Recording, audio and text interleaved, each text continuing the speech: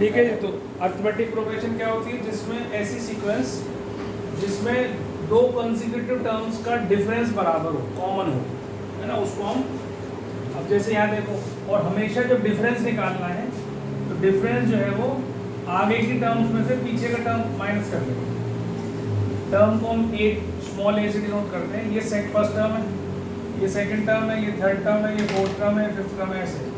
तो A2 minus A1 जितना होना चाहिए उतना ही A3 माइनस A2 होना चाहिए, उतना ही A4 माइनस A3 होना चाहिए।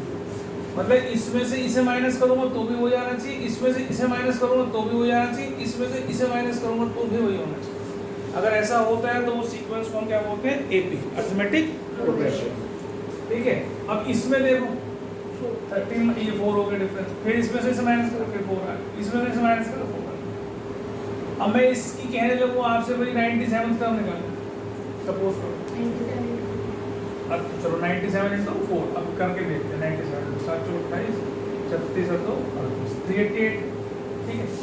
अब मैं एक फॉर्मूला बता रहा हूँ जनरल टर्म में, a plus N minus 1 into D. ठीक है। ये क्या होती है, a plus N minus 1 into D.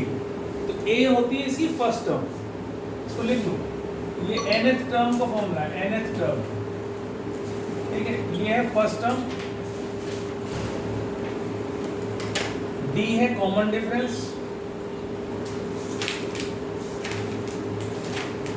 और n है नंबर ऑफ टर्म्स, या जिस नंबर की टर्म है, जिस नंबर की टर्म है या नंबर ऑफ टर्म्स।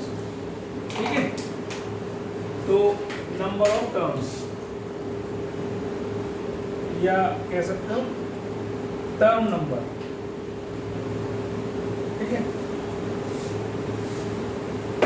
अब जैसे मैं कह रहा हूँ 97th टर्म निकाल लो, ध्यान से देखना, 97th टर्म निकालो, A 97 निकालो। इसके हिसाब से फॉर्मूले के हिसाब से A कितना है मेरा 9, और मुझे कौन से नंबर की टर्म निकालनी है 97। तो n क्या है मेरा, A तो हो गया 9, n हो गया मेरा 97, और d कितना हो गया मेरा इसका 4th टर्म, कॉमन डिफरेंस कितना 4। तो जो यहाँ पे लिखा हुआ है फॉर्मूले में, देखो आप, जो यहाँ n है वो यहाँ n है ना। अगर मैं यहाँ 97 डालता हूँ तो यहाँ क्या डालूंगा 97। तो 97 माइनस 1 इंटू डी कितना 4, तो 9 प्लस 96 इंटू 4। ठीक। इसको जरा मल्टीप्लाई करो तो 24 36 और 2 38 कितना आ गया, है ना। अब इसको इसमें जोड़ दो तो कितना आ गया 390, ये तो 388 आया था, है ना। गलती कर दी कुछ, देख लो देखो। सर यहाँ पे n का डिनोट करते हैं, n जो नंबर की टर्म है, जिस नंबर की टर्म है उसका एड्रेस है ये। ठीक है। अब इसको मैं तुम्हें बहुत अच्छे से समझाता हूँ।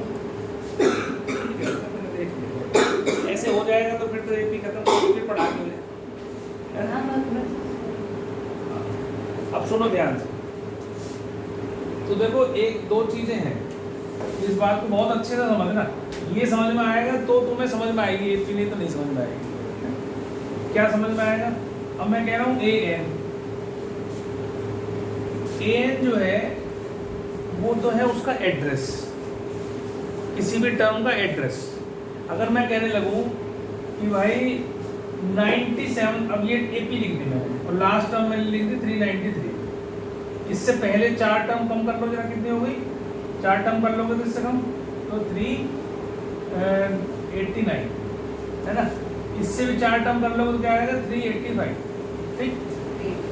बात समझना ध्यान से, ये समझ में आएगी तो तुम्हारा को चैप्टर बहुत अच्छे से क्लियर होगा, नहीं तो नहीं होगा, फिर बार बार कंफ्यूज होगा। अब मैं कहूँ कि भाई 385 कौन से नंबर की टर्म है ना। अब तुमसे पूछूं मैं 385 कौन से नंबर की टर्म है, तो इसको ऐसे समझो कि 385 तो मैं हूँ। ठीक है। 385 कौन है भाई, संदीप है, ये तो पता है कि दिस इज संदीप। लेकिन इसका एड्रेस क्या है, इससे पता चल रहा है एड्रेस क्या है। एड्रेस क्या है ये कौन सी नंबर हाउस नंबर में रहता है। तो हाउस नंबर मतलब उसकी पोजीशन इस सीक्वेंस में किस नंबर पे आ रहा है वो, दैट इज AN। AN क्या है? AN is address. समझ रहे हो मेरी बात को? और जो उसके अंदर रह रहा है जो नंबर है वो आदमी है जिसका एड्रेस है। बात समझ में आ गई मेरी? देखो समझो, अब मैंने मान लो ये निकालना है, ये कौन से नंबर पे रह रहा है मुझे तो पता नहीं। अच्छी बात है, ठीक है, ये बिठा दूं। कल की फैमिली को भी मैं दूर कर देता हूँ, देखता हूँ क्या बताते हैं।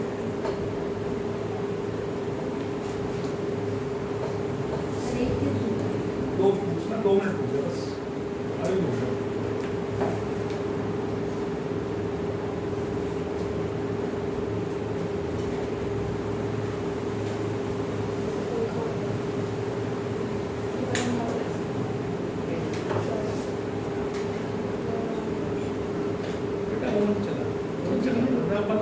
आवाज आती है, पीछे बैठ जाते, बैठ जाते।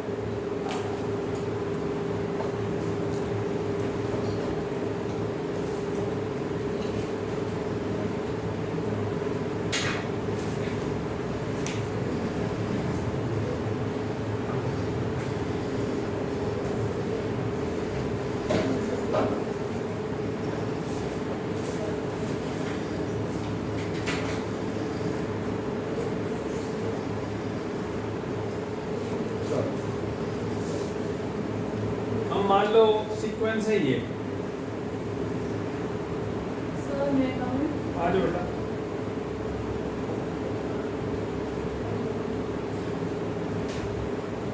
है ना, ये सीक्वेंस है। लास्ट वाले सीक्वेंस को आप लिख लो 13/3,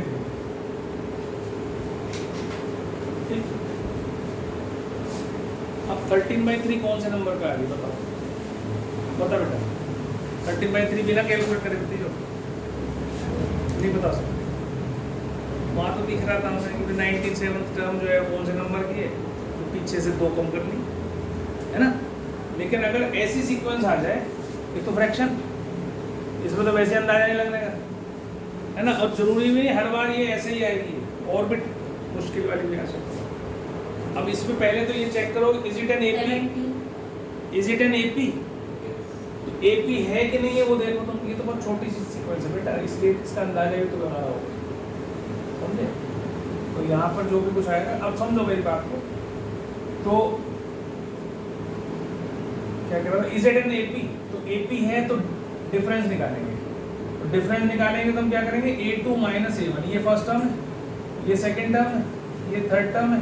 तो पहले इसमें से इसे माइनस करना, हमेशा आगे वाले में से पीछे माइनस करना। देखो -1 -4/3, तो -1 + 4/3, एलसीएम ले लो। एलसीएम लोगे तो -3 + 4/3 मतलब 1/3। अभी AP पता नहीं चला मुझे, फिर एक और निकालूंगा, A3 - A2, ठीक है। तो A3 - A2 मतलब दिस -2/3 -1 बेटा, -2/3 + 1, तो ये कितना आ जाएगा, -2 + 3/3 मतलब 1/3। तो डिफरेंस दोनों बार सेम आया, A2 - A1 = A3 - A2। ये कंफर्म हो गया कि ये AP है। AP क्या होती है, जिसमें डिफरेंस सेम हो दो कंसेक्यूटिव टर्म्स का, इसका भी, इसमें से इसे माइनस करूंगा तो भी, और अगले वाले में से तो माइनस करूँ तो भी, तो वो AP कहलाती है ना। अब मेरे से पूछा जाए कि भाई 13/3 जो नंबर है, वो 13/3 जो नंबर है वो कौन से नंबर पे आ रहा है, उसकी नंबरिंग क्या है, कौन सा हाउस नंबर है, उसका एड्रेस क्या है, what is the address for 13/3, ठीक है। फॉर्मूले में n की जगह छोड़ नहीं, के वैल्यू डाल, तू पता मत ना, मैं तो सिखा लेते हैं पहले दिन, बोल मत। an = a + n - 1 × d, ये मैंने तुम्हें nth टर्म का फॉर्मूला सिखाया। nth टर्म, या इसको हम क्या बोलते हैं, जनरल टर्म, ठीक है। इन दोनों में से कुछ भी बोल सकते हो। अब यहाँ n का मुझे पता नहीं है, पोजीशन नहीं पता n क्या है, पर ये पता है कि इस पोजीशन पर आ कौन रहा है। an क्या है, n क्या है, जो आदमी उस पर आ रहा है, और n क्या है, किस नंबर पे आ रहा है, उसका हाउस नंबर क्या है। मैंने कुछ गलत लिख दिया वहां पे, यहाँ गलत लिख दिया, समझ रहे हो मेरी बात, फिर चीज को समझना ध्यान से। अब ये कौन से नंबर पे आ रहा है तुम्हें पता है, लेकिन तुम्हें ये पता है ये क्या है ना। अगर मैं यहाँ बैठ जाऊं जाके, भाई ये तो पता है यहाँ पर संदीप रह रहा है, लेकिन संदीप कौन से नंबर के हाउस में रह रहा है ये नहीं पता मुझे। तो ये ए एन है, ठीक है, an है, an क्या है, जो आदमी रह रहा है वो, और n है किस घर के नंबर पे रह रहा है। n नंबर क्या है उस सीरीज में, उसका नंबर क्या है ना। अब मैं इस फॉर्मूले में डाल देता हूँ, इसकी जगह 13/3 डालो, a क्या है -4/3, और n पता नहीं मुझे, वो तो मुझे एड्रेस निकालना है, और d मैंने निकाल के देखा भाई 1/3 आ गया, तो मैंने क्या करा 13/3, इसका 1/3 कॉमन निकाल लिया, तो ये -4 + n-1 हो गया, ऐसे हो गया, 3 से 3 कैंसिल हो गया, 13 = तो ये कितना हो गया n-5, इसको इधर ले आओ, n कितना आ गया जी 18। इसका मतलब संदीप का हाउस नंबर 18 है। ये 13/3 का जो नंबर है, पोजीशन है, वो यहाँ से काउंट करोगे तो ये 18वें नंबर पर, 18th नंबर पर आएगा। बात समझ में आ गई? तो ये ध्यान रखना हमेशा, n is an address, n क्या है एड्रेस, और an क्या है जो एड्रेस पे कर रहा है, person residing at that address, ऐसे याद रखो इसको, ठीक है। an वो आदमी है जो रह रहा है वहां पर, और n उसका एड्रेस है, n किस घर में रह रहा है ना, n इज कौन से नंबर पे टर्म आ रही है, वो एक n है, और ये आदमी है। मतलब नंबर जो निकालना हो तुम्हें, अब मैं इसी सीरीज में आपसे कह दूं भाई 14th टर्म निकाल दो, तो मुझे ये तो पता है एड्रेस क्या है इसका, पर कौन रह रहा है ये नहीं पता मुझे, तो मैं उसके लिए क्या करूंगा, मैं an निकालूंगा, है ना। 14 नंबर मुझे नहीं पता ना क्या है भाई, यहाँ से यहाँ तक मैंने ये निकाल लिया, 18 नंबर है, 18 नंबर है सीरीज पूरी में, और मुझे ये निकालना है कि 14th नंबर पे कौन रह रहा है, तो मुझे एड्रेस तो पता है, तो कौन रह रहा है ये नहीं पता। एड्रेस क्या है, n = 14, वो तो एड्रेस है उसका, लेकिन an क्या है, वो आदमी कौन है, आदमी कौन है, वो कौन है, वो A14 है, तो A14 क्या है, a + n-1, मतलब 14 - 1 × d, n की जगह क्या रख दूंगा 14, a की जगह क्या रख दूंगा -4/3, और ये हो गया 13, और d की जगह रख दूंगा 1/3, तो -4 + 13/3 मतलब 9/3, मतलब कि 3। इसका मतलब 14वें नंबर पर, 14th नंबर पर कौन रह रहा है, 3 नाम का आदमी रह रहा है। समझ में आ रही मेरी बात, समझ में आ गई? तो इसको बहुत अच्छे से समझ लेना है। अगर ये समझ में आ गई और ध्यान से बैठ के आपने देख लिया, सोच लिया इसके बारे में, एक भी क्वेश्चन बैठ गया। पर अगर ये नहीं समझ में आया तो क्वेश्चन मार्क आपके माथे के ऊपर हमेशा बना रहेगा, ठीक है। ये क्वेश्चन मार्क आपका बना रहेगा और बढ़ता ही जाएगा, ये है ना।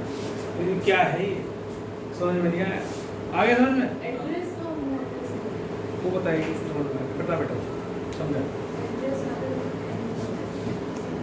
तो आदमी बेकार है। अभी तो चैप्टर का फॉर्मूला पहला लिखा है, वो चैप्टर कितना लंबा है, अब पढ़ ले जो पढ़ने के लिए आया है। ए भी निकलवा सकते हैं, ए भी निकलवा सकते, क्यों निकलवा सकते, कुछ भी निकलवा लें। वो फॉर्म क्वेश्चन को फॉर्म कर दे भाई, इस नंबर पे ये रह रहा है, ठीक है, नंबर भी दे दे, एड्रेस भी दे दे, डी भी दे दे, कॉमन डिफरेंस ये जी, फर्स्ट टर्म बता दो क्या होगी इसकी, तो कुछ भी बात कह सकते हैं,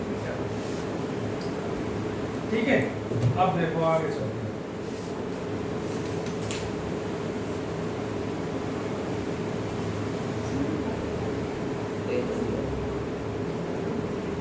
चलो, अब जल्दी से मुझे करके बताओ। फर्स्ट टर्म आपको, फर्स्ट टर्म गिवन है -7, ठीक है, first term is -7, common difference है 5,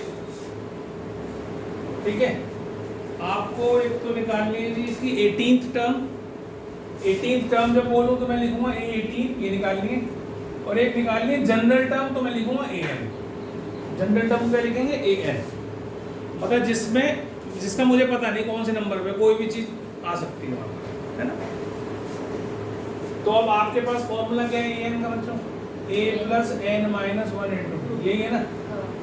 अब आपसे कहा 18 निकालो, मतलब n की जगह आपने क्या पुट कर दिया जी, 18 पुट कर दिया। इस फॉर्मूले में देखोगे तो यहाँ n की जगह आपने क्या रखा है 18, तो a कितना है -7, और यहाँ भी n कितना है 18 माइनस 1, और d कितना है जी आपका 5, तो -7 प्लस कितना हो गया 17 इंटू 5, तो ये हो गया जी 85।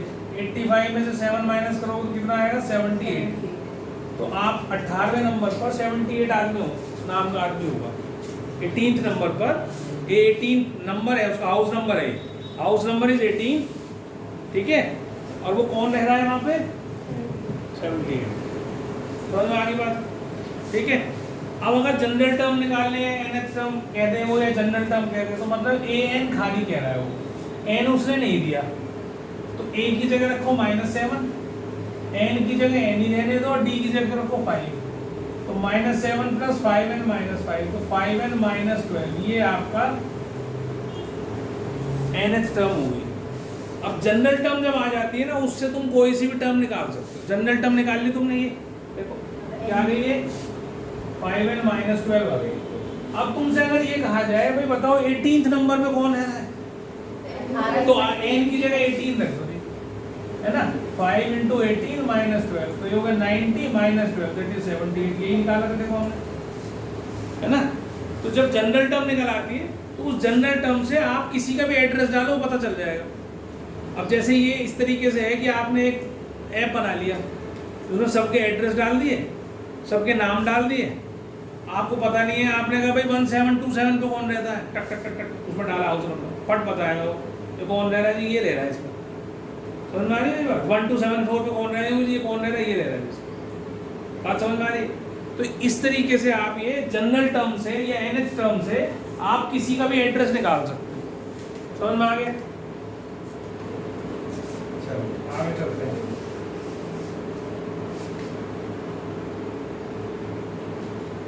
अब आपको कोई सीक्वेंस दे दी जाए, है ना, और आपसे कहा जाए ये तो जितने भी हम टर्म निकाल रहे हैं काउंटिंग कहाँ से कर रहे हैं, फर्स्ट टर्म से। काउंटिंग कहाँ से चल रहे हैं 1 2 3 4 5 6। अब आपसे कह दिया एंड से बताओ भैया, है ना। अब जैसे नहीं एंड क्यों नहीं होगा, जब लास्ट टर्म होगा तो एंड भी होगा। अब जैसे मेरी लाइन है, मेरी लाइन में 10 घर है ना, तो 10 घरों में स्टार्टिंग का घर एक यादव साहब है, उनका नाम होगा कुछ पता नहीं मुझे, वो है, और दूसरे एंड पे भी एक यादव साहब है, अमर सिंह यादव नाम है उनका। 10 घर है, ठीक, यहाँ से वहाँ तो ये पक्का पता है कि 10 घर हैं इसके अंदर। अगर मेरे से कहा जाए कि स्टार्टिंग से करो शुरू, from decreasing to increasing order, increasing order में करना है, डिक्रीजिंग कम नंबर से ज़्यादा नंबर की तरफ जाना है, तो वो हमारी सीरीज स्टार्ट हो रही है। सीरीज स्टार्ट कहाँ से होती है 1 2 7 2 से, और ख़त्म कहाँ होती है 1 2 8 1। ये हमारी लाइन में नंबर है, ठीक है। अब यहाँ से काउंटिंग करो तो मेरा घर आता है तीसरे नंबर पे, 1 2 3, तो तीसरे नंबर पे मैं रह रहा हूँ, ये संदीप रह रहा है ना। अब मैं कह दूँ भाई आप इस सीरीज में थर्ड नंबर पे पीछे से कौन रह रहा है फ्रॉम एंड, तो मैं वहाँ से काउंट करूँगा या वहाँ 1281 पे, 1280 पे, 1200, इसमें कौन रह रहा है, इसमें कौन रह रहा है फ्रॉम एंड, तो मैं वहाँ से काउंट करूँगा। पहले वाले में ये रह रहे हैं, दूसरे में शर्मा जी रहे हैं, तीसरे वाले में कालिया साहब रह रहे हैं, मिस्टर कालिया रह रहे हैं, है ना। तो मैंने क्या बताया, फ्रॉम एंड कौन आदमी रह रहा है। अब मैं इसी सीक्वेंस में, इसको समझना चाहिए इसको अच्छे से, सीक्वेंस है 4 9 14 और लास्ट मेरे को दे रखा है 254। वो कह रहा है 10th टर्म फ्रॉम एंड निकालो। यहाँ से काउंट करते हुए ये पहली टर्म, फिर अगली दूसरी टर्म, फिर तीसरी टर्म, चौथी टर्म, पांचवी, छठी, सातवीं, आठवीं, नौवीं, 10वीं। 10th टर्म फ्रॉम एंड क्या होगी। 10th टर्म फ्रॉम बिगिनिंग तो तुम्हारे लिए फॉर्मूला है।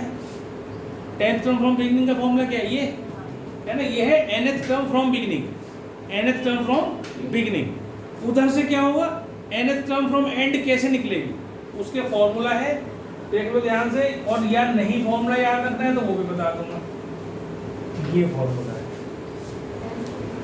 L है लास्ट टर्म, यहाँ बीच में आ गया माइनस n-1 इंटू डी। ठीक है, अब ये ऐसा क्यों होता है वो भी समझा रहा हूँ, उसको ध्यान से समझना कि भाई क्यों हो रहा है ऐसा। ठीक है, ये तो मिटा दो ना, ये सब मिटा दो, ध्यान से समझ लो कि भाई ऐसा क्यों हो रहा है कि वो फॉर्मूले का और इस फॉर्मूले में डिफरेंस आ गया। देखो अब इस सीरीज को अगर मैं उल्टा कर दूं, भाई पहले तो इधर से लिखी हुई है ना, अब मैं इसको लिख दूं 254, 4 का डिफरेंस है ना, नहीं कितना 5 का, इससे पहले कितना आएगा 249। ऐसे उल्टा करते हुए मैं लास्ट में 4 तक लिख दूंगा, सीरीज को पलट दिया, पलट सकता हूँ भाई किसी नंबर को 1 2 3 4 5 6 ऐसे लिख सकता हूँ, तो इसको ऐसे भी लिख सकता हूँ 5 4 3 2 1 ऐसे लिख सकता हूँ, तो उल्टा कर दिया। तो इससे उल्टा करने से क्या हुआ, इसका जो डिफरेंस है वो नेगेटिव हो गया। देखो यहाँ डिफरेंस क्या था, 9 - 4 कितना था 5। अब यहाँ माइनस ये करोगे तो -5 हो गया। तो जो तुम्हारा फॉर्मूला था an = a + n - 1 × d, यही तो लगाते तुम फॉर्मूला अगर उल्टा करते सीरीज को। तो यहाँ पर अब लास्ट टर्म तो आ गई, ये लास्ट थी ना, ये तो आ गई 254, यहाँ लास्ट टर्म लिख देगा मैंने ये, ठीक है, लास्ट टर्म फर्स्ट टर्म बना दिया मैंने, इस फॉर्मूले में डालो तो। और प्लस मैं कह रहा हूँ 10th टर्म निकालनी, कितनी बोली थी 10th टर्म, तो 10 - 1 यहाँ लिख दी, और d कितना हो गया -5 हो गया। समझ में आ रही है इस बार। तो ये क्या लिखी हमने लास्ट टर्म, इस माइनस को मैंने यहाँ लिख दिया बीच में, और यहाँ क्या लिखा मैंने 10 - 1 मतलब n - 1, और यहाँ क्या लिखा मैंने d। तो ये फॉर्मूला ही बन गया ना यार, केवल डिफरेंस की वजह से ऐसा होता है। और अगर आपको जो मेरी बात है ना समझ में आए तो भाई उसका मेरे पास कोई इलाज नहीं है, तो आप क्या करो उसको फॉर्मूले को याद कर लो, और नहीं याद करना तो इस सीरीज को उल्टा कर लो, और जो फॉर्मूला आपने याद कर रखा है उसमें डाल दो, झंझट खत्म है।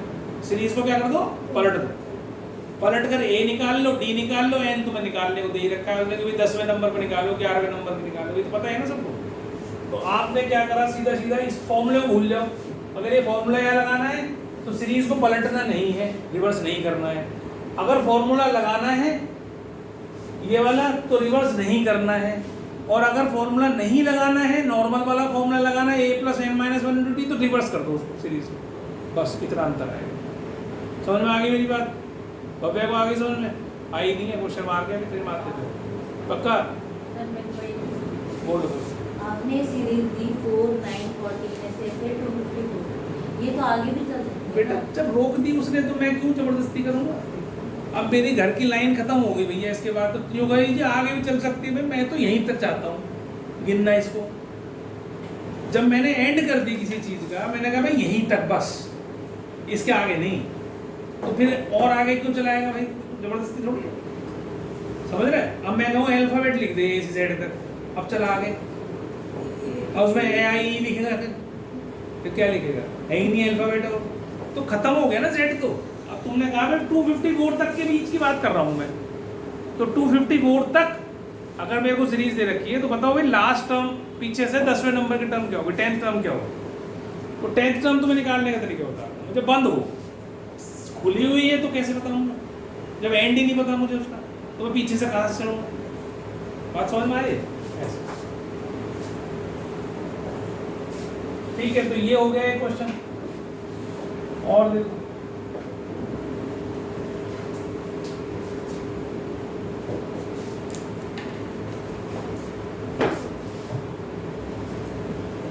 अच्छा, अब इसने कहा है which term of the sequence -1 3 7 11 is 95। इस सीक्वेंस की कौन से नंबर की टर्म 95 है। अब इसमें क्या दे रखा है, आदमी दे रखा है कि इसमें एड्रेस दे रखा है? एड्रेस। इसमें एड्रेस नहीं दे रखा, आदमी दे रखा है, मतलब इसमें AN दे रखा है, एड्रेस बताना है उसको। ये तो बता रखा है ना ये 95 है, ये आदमी रहता है, कौन से नंबर पे रहता है ये बताना है तुम्हें, मतलब you have to find n। यही चीज समझ में आ जाएगी तो चीजें हो जाएंगी। फॉर्मूला एक ही है, देखो यहाँ पर हर बार फॉर्मूला एक ही है, एन दे रखा है आपको जी 95 है भैया, ये तो पता है कौन रह रहा है, पर किस एड्रेस पे रह रहा है ये नहीं पता।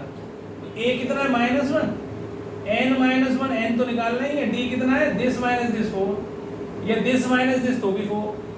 अब आपको पहले इसको इधर ले आओ तो 96 हो जाएगा ये, और ये 4 × n - 1 96 से काट लो, कितना हो जाएगा, कितना हो जाएगा ये 4 में 8 4 24, ठीक है। और ये इधर आ जाएगा तो n कितना आ गया 25, कि भाई इस सीक्वेंस में 95 का नंबर कौन सा होगा 25वां, 25th नंबर होगा उसका। यही समझना सबसे इम्पोर्टेंट है भाई, निकालना क्या है मुझको, what we have to find. अगर ये समझ में आ जाएगा तो ये भी समझ में आ जाएगी, अगर नहीं समझ में आएगा तो बार बार समझो, इसी को समझना है। एड्रेस क्या है और an क्या है। an जो है वो है जो आदमी रह रहा है वहाँ पर, और n क्या है उसका एड्रेस। समझ में आ गई बात। तो which term of the sequence is this. अब ऐसा कोई भी क्वेश्चन आपको आ जाए तो आपको समझ में आ जाएगा कि क्या है ये। अब इसने सीक्वेंस बोला भैया, इस सीक्वेंस की जगह इसने कहा भाई ये सीक्वेंस है 4 9 14 19, कह रहा भाई 124 नंबर कौन से घर में रह रहा है, 124 का कौन सा नंबर है इस सीक्वेंस के अंदर, this you have to find out. कर ले बैठ के, बैठा क्यों है।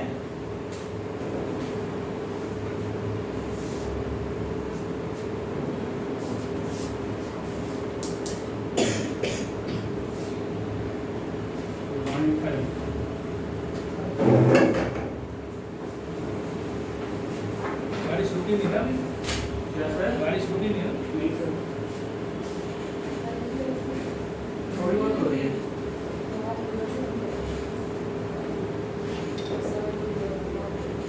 तो 25 आ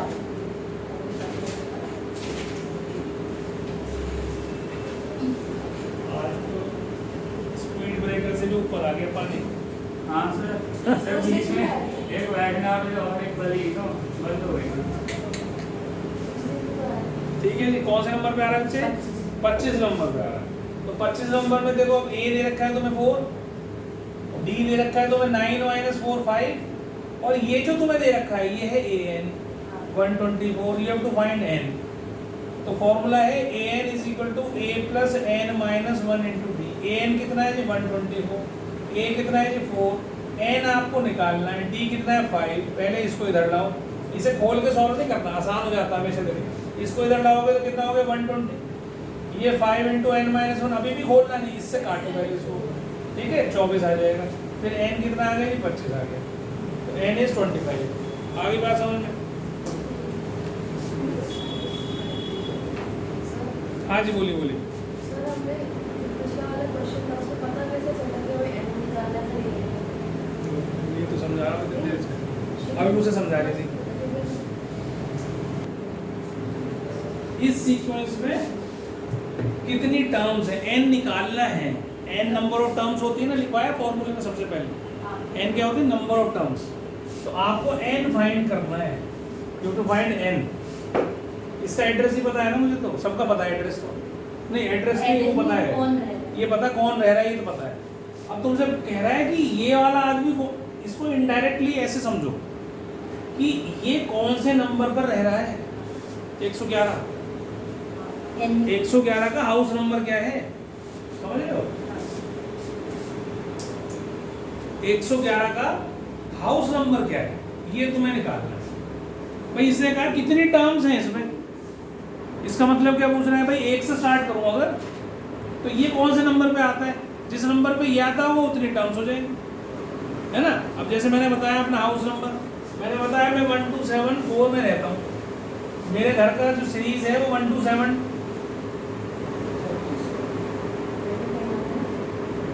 ऐसे मैंने बताया कि यहाँ से यहाँ तक के घर है मेरे, उसमें बेटा बात नहीं करो प्लीज, यहाँ से यहाँ तक के घर हैं, है ना। अब मेरे को हर आदमी का पता है कौन कौन रह रहा है। अब मैंने यहाँ डाला भाई, यहाँ पर मिस्टर अमर सिंह यादव रहते, ठीक है, मैंने ऐसे बोला ऐसे रहते, है ना।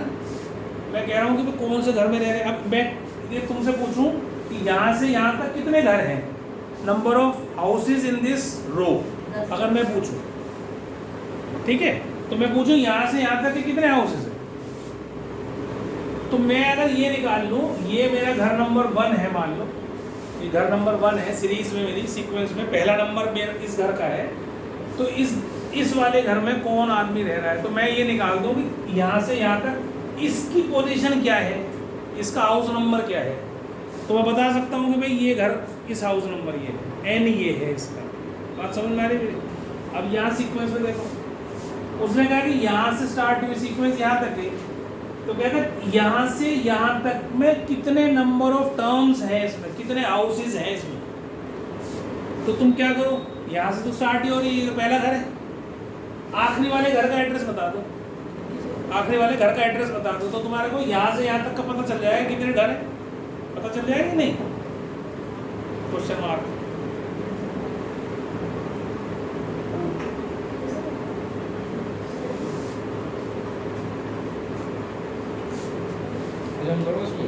जब चढ़ूंगा आगे को, और नहीं तो नीचे। ए रखा है, an दे रखा है 1 1 1, a दे रखा है 3, n माइनस 1 इंटू डी कितना दे रखा है 3। अब यहाँ पर देखो ये भी 3 है, ये भी 3 है, तो इसको यहीं खोल दो ताकि आसान हो जाए। नहीं तो पहले 3 माइनस करोगे, फिर 3 से डिवाइड करोगे, फिर +1 करो। तो जिन क्वेश्चंस में a और d सेम हो, a और d सेम हो, तो आप उसको यहीं खोल दिया करो। तो n बस एक बार आपको क्या करना पड़ेगा, ऐसे करना पड़ेगा। कितना हो जाएगा, कितना 37। तो n कितना आ गया 37, मतलब यहाँ से यहाँ तक 37 टर्म्स है, मतलब इसका नंबर कौन सा है, 37 नंबर है। तो जो आखिरी वाली टर्म का नंबर है उतनी ही सीरीज में टर्म्स है। ठीक है, समझ में आ गई बात? और सर एक बार ये एक्सप्लेन कर दो कि ये डी क्या है। स्कूल में इतना भी नहीं सुना, तो शर्म नहीं आ रही थोड़ी सी? सर वो उस समय बीच में पता है 1-2 दिन एब्सेंट हो गया, फिर 1-2 दिन डी है कॉमन डिफरेंस, डी है common difference.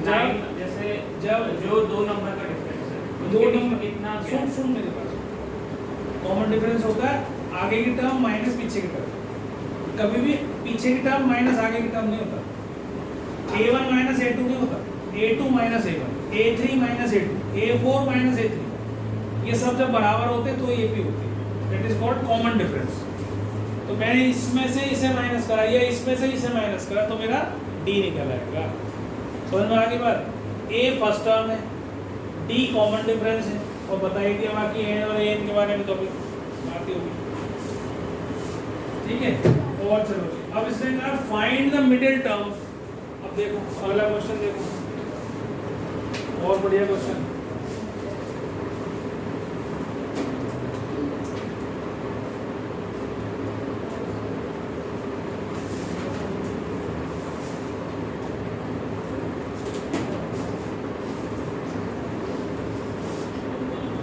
Find the middle term of AP 6, 13, 20, 216। इसकी मिडिल टर्म निकालनी है, तो एक बार ध्यान से समझ लेना। पहले तो मिडिल टर्म का तो मुझे एड्रेस ही नहीं पता। सर पहले हम number of terms zero n निकालेंगे। अगर और है तो तुमसे पूछ लेना बेटा, मेरे बच्चे समझा मेरे को। ये दिया अभी 2 मिनट मेरे को नया चैप्टर कराना, फिर जब पूछूंगा तो फिर बताना, इतनी डिस्टर्ब ना करा कर, क्योंकि उससे बच्चों को औरों को दिक्कत है। हाँ जी बोलो, वही तो समझा रहा हूँ। मिडिल टर्म में आपको ये नहीं पता कि इसका एड्रेस क्या है, मुझे तो ये भी नहीं पता कि यहाँ से यहाँ तक कितनी टर्म है, ये पता। हमें फर्स्ट टर्म पता है, कॉमन डिफरेंस पता है, लास्ट टर्म पता है। तो हम an को ना लास्ट टर्म भी लिख देते हैं, an को हम क्या लिख लेते हैं, लास्ट टर्म l। तो मुझे ये पता है l, मुझे a पता है, मुझे d पता है, कितना 7। तो मेरे को पहला काम तो ये है कि मैं ये निकालूं कि इस सीरीज में पूरी यहाँ से वहाँ तक की में आपके कितने नंबर ऑफ टर्म्स हैं। अब जैसे मेरे घर के हाउस नंबर में मान लो 11 हाउसेस हैं, समझना इस बात को बेटा, कर मत समझ ले, फिर नहीं तो बाद में फिर क्वेश्चन मार्क लगाएंगे, बाद में लिखो। अब मान लो मैं कहूँ कि मेरे रो में 11 हाउसेस है, मान लो सपोज, अब मैं कहूँ भाई बताओ बीच में कौन सा नंबर आएगा, कौन सा मिडिल टर्म क्या होगी इसकी, तो मैं काउंट कर दूंगा इधर से 1 2 3। अब क्या मिडिल टर्म कैसे निकालते थे हम, मिडिल कैसे निकालते थे, अब उसको समझ लेना पहले, यही चीज़ समझना भाई मिडिल टर्म हम कैसे निकालते हैं। मिडिल टर्म तो मेरे को पता है कि किसी सीक्वेंस में n टर्म्स है ना, n टर्म्स है, तो मिडिल टर्म में 2 केसेस बनते हैं। Case number 1 when n is odd, case number 2 when n is even। अगर n ऑड है, हाउसेस 11 है, तो आराम से निकाल लोगे। 3 बच्चे बैठे, 1 2 और 3 मान लो यहाँ तक बैठे हुए, तो मैं कहूँ बीच वाला बच्चा कौन सा है, तुम तुरंत बताओगे। अब ये है जी सनसनवाल, है ना, अमन है यार, चल सनसनवाल है, तो फिर तूने लगा के रखा भी सनसनवाल है, कुछ और लगा ले, शर्म थोड़ी आनी चाहिए उसके लिए, ठीक है। अब सहवाग को सहवाग बोलते हो, वीरेंद्र सहवाग बोलते हो, सहवाग ही बोलते हो, कांगुली बोलते हो, है ना, तो कोहली बोलते हो, कई बार तो नाम भूल जाते हैं, नाम क्या है उसका, तेंदुलकर को तेंदुलकर ही बोलते हो, तो तुझे क्यों शर्म आ रही है, ठीक है। तो n इज ऑड, अगर n ऑड है तो n ऑड है तो मिडिल टर्म क्या होती है, what is middle term, n plus 1/2th term. ये क्लास 9 पढ़ा होगा तुमने, मीडियन पढ़ा था, मीडियन था ना, तो मीडियन में यही तो पढ़ा था तुमने कि मीडियन निकालो भाई, एक 4 नंबर दे रखे हैं या 5 नंबर दे रखे हैं, मीडियन निकाल दो उसका। तो मीडियन में क्या करते थे आप, पहले नंबर ऑफ टर्म्स निकालते थे, उसमें फिर ये चेक कर लेते थे भाई, अब मान लो सपोज करो, एक बात समझ लो, इसकी मिडिल टर्म निकालने की बात कर रहे हैं अभी मैं, चलो पहले इवन का लिख दूंगा, मिडिल टर्म ये होगी n प्लस 1/2th टर्म हुई है ना, अगर इवन है तो n/2th टर्म और n/2 प्लस 1th टर्म, तो इवन है तो 2 मिडिल टर्म होंगे, जैसे अभी 4 बच्चे बैठे हैं, तुम अगर मैं कहूँ मिडिल टर्म निकालना, तो तुम्हारे पास मिडिल टर्म नहीं है, बच्चों को तो काटोगे नहीं बीच में से, तो 2 मिडिल टर्म निकालोगे भाई, एक जगह समृद्धि बैठी हुई है, एक जगह अमन बैठा हुआ है, तो ये 2 मिडिल टर्म्स हो गए, समझ में आ गई मेरी बात। अगर 3 होते तो मैं क्लियर बता देता भाई अमन बैठा है, तो ये मिडिल टर्म, 4 में नहीं बता सकते। इवन नंबर ऑफ टर्म्स में आप मिडिल नहीं कर सकते हो, नंबर हैं तो उनका मिडिल कर लोगे भाई, पॉइंट में आ जाएगा यही तो, लेकिन यहाँ पर आपको पॉइंट में नहीं लाना, यहाँ आपको मीडियन नहीं निकालना है, यहाँ तो टर्म बतानी है कौन सी सेंटर पे आ रही है, मिडिल पे कौन सी आ रही है, ठीक है। अब जैसे मान लो यहाँ से यहाँ तक पहले काम क्या करो, first an is equal to a plus n minus 1 into D, ये लास्ट टर्म है, लास्ट टर्म आपके पास 216 दे रखी है, a आपके पास 6 दे रखा है, आप पहले d निकाल लो, उसका 7 दे रखा है, तो इसको पहले इधर लाए तो 210 रह गया, इसको इधर ले आए, ठीक है। 7 इंटू n माइनस 1, 7 से काटा 7 3 21, तो n कितना हो गया 31। इसका मतलब यहाँ से यहाँ तक नंबर ऑफ टर्म्स क्या है, ऑड है। जैसे ही ऑड आए समझ लो एक मिडिल टर्म आएगी, जैसे ही ऑड आ जाए नंबर ऑफ टर्म्स कितनी आ गई, ऑड आ गई, तो आप चले जाओ यहाँ पर, कितने टर्म्स हैं 31 है, तो 31 प्लस 1/2th टर्म मतलब 32, मतलब 16th टर्म जो है आपकी मिडिल टर्म हो गई, 16th term is the middle term. 16वें नंबर पर जो आएगी वो मिडिल टर्म होगी, लेकिन क्या होगी भाई, 16 तो पता चल गया, एड्रेस तो पता, 16वें नंबर कौन रह रहा भाई वहाँ, तो A16 निकाल देंगे, क्या निकाल देंगे, A16 निकाल देंगे, 16वें नंबर पर कौन रह रहा है, A16 रह रहा है, तो वो क्या है जी, वो ये है सर, A कितना है 6, ये 15, ये D कितना 7, तो ये हो गया 15 7 105 और ये 111 ना, कुछ गलत कर दी क्या, ठीक है, समझ में आ गई बात, समझ में आ गई। तो आपको मिडिल टर्म निकालनी है, तो पहले सीक्वेंस जो आपको दे रखी है उसमें कितनी टर्म्स हैं ये निकालो, फिर ये चेक करो कि भाई वो ऑड है कि इवन है। अगर ऑड है तो आप यहाँ चले जाओ, उसमें जो नंबर ऑफ टर्म्स आई हैं, जैसे 31 आई उसमें 1 ऐड करो, 32 डिवाइडेड बाई 2, तो उतने नंबर की टर्म 16th टर्म आपकी आ गई मिडिल टर्म। लेकिन 16th नंबर पे कौन है ये आप A16 से निकालेंगे, ये निकाल दिया आप A16, समझ में आ गई बात। अगर मान लो ये 30 होती, सपोज करो ये 30 टर्म्स होती, n/2 n/2 प्लस है ना। तो अगर हमारे पास 30 होती तो हमारी मिडिल टर्म क्या होती? 15th टर्म और उससे अगली टर्म 16th टर्म। 15 और 16 ये मेरी मिडिल टर्म्स हो जाती। फिर मैं A15 निकाल लेता, A16 निकाल लेता, तो मेरी 2 मिडिल टर्म मेरे पास आ जाती। आगे बात समझ में? अगर हमारा A15 निकल जाता है तो इसमें अगर क्या निकल जाता है? A15 अब आपको n निकालना है। an = a + n - 1 × d। तो ये है 241, a है 7 और n आपको निकालना है, d आपका है 6। इसमें से माइनस कर दो, कितना बचता है? 234 डिवाइडेड बाई 6 = n - 1। तो कितना बनेगा? देख रहा बच्चे जरा, ये कितना बन रहा है? ये 20 कितना? ये 40 आ 39 आ गया। 39 तो 39 आ गया। तो ये n कितना आ गया? 40 आ गया। अगर नंबर ऑफ टर्म्स इवन होगी, इवन होगी तो कौन से नंबर की टर्म? n/2th टर्म, मतलब 40/2th टर्म। ये टर्म है, कभी 20 बता दो कि 20 इसकी टर्म है, मिडिल टर्म। 20 मिडिल टर्म नहीं है, 20th term is the middle term.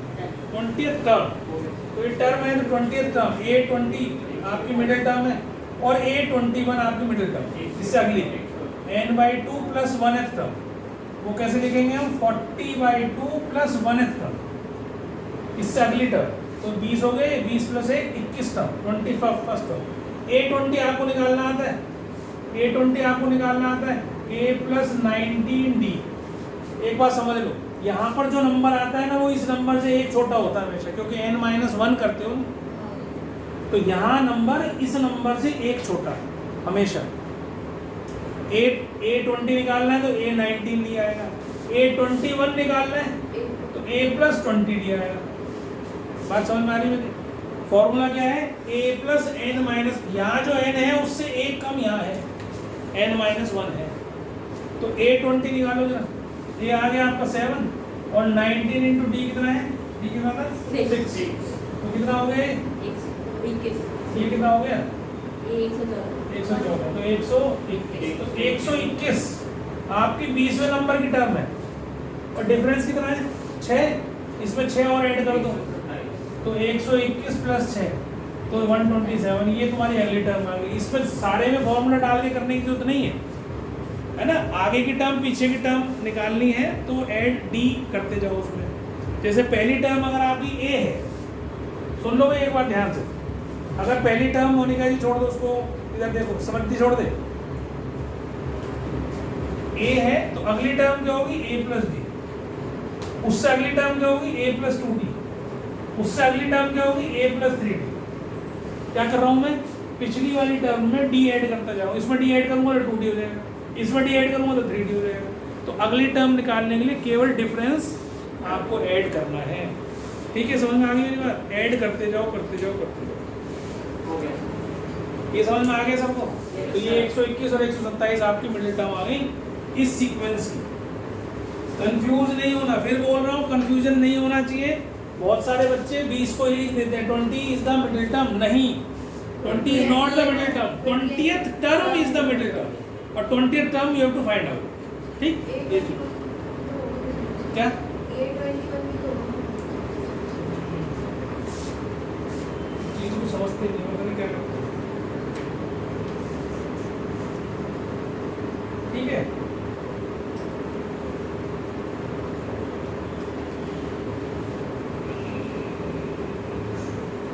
चलो अब नेक्स्ट पे आ जाते हैं।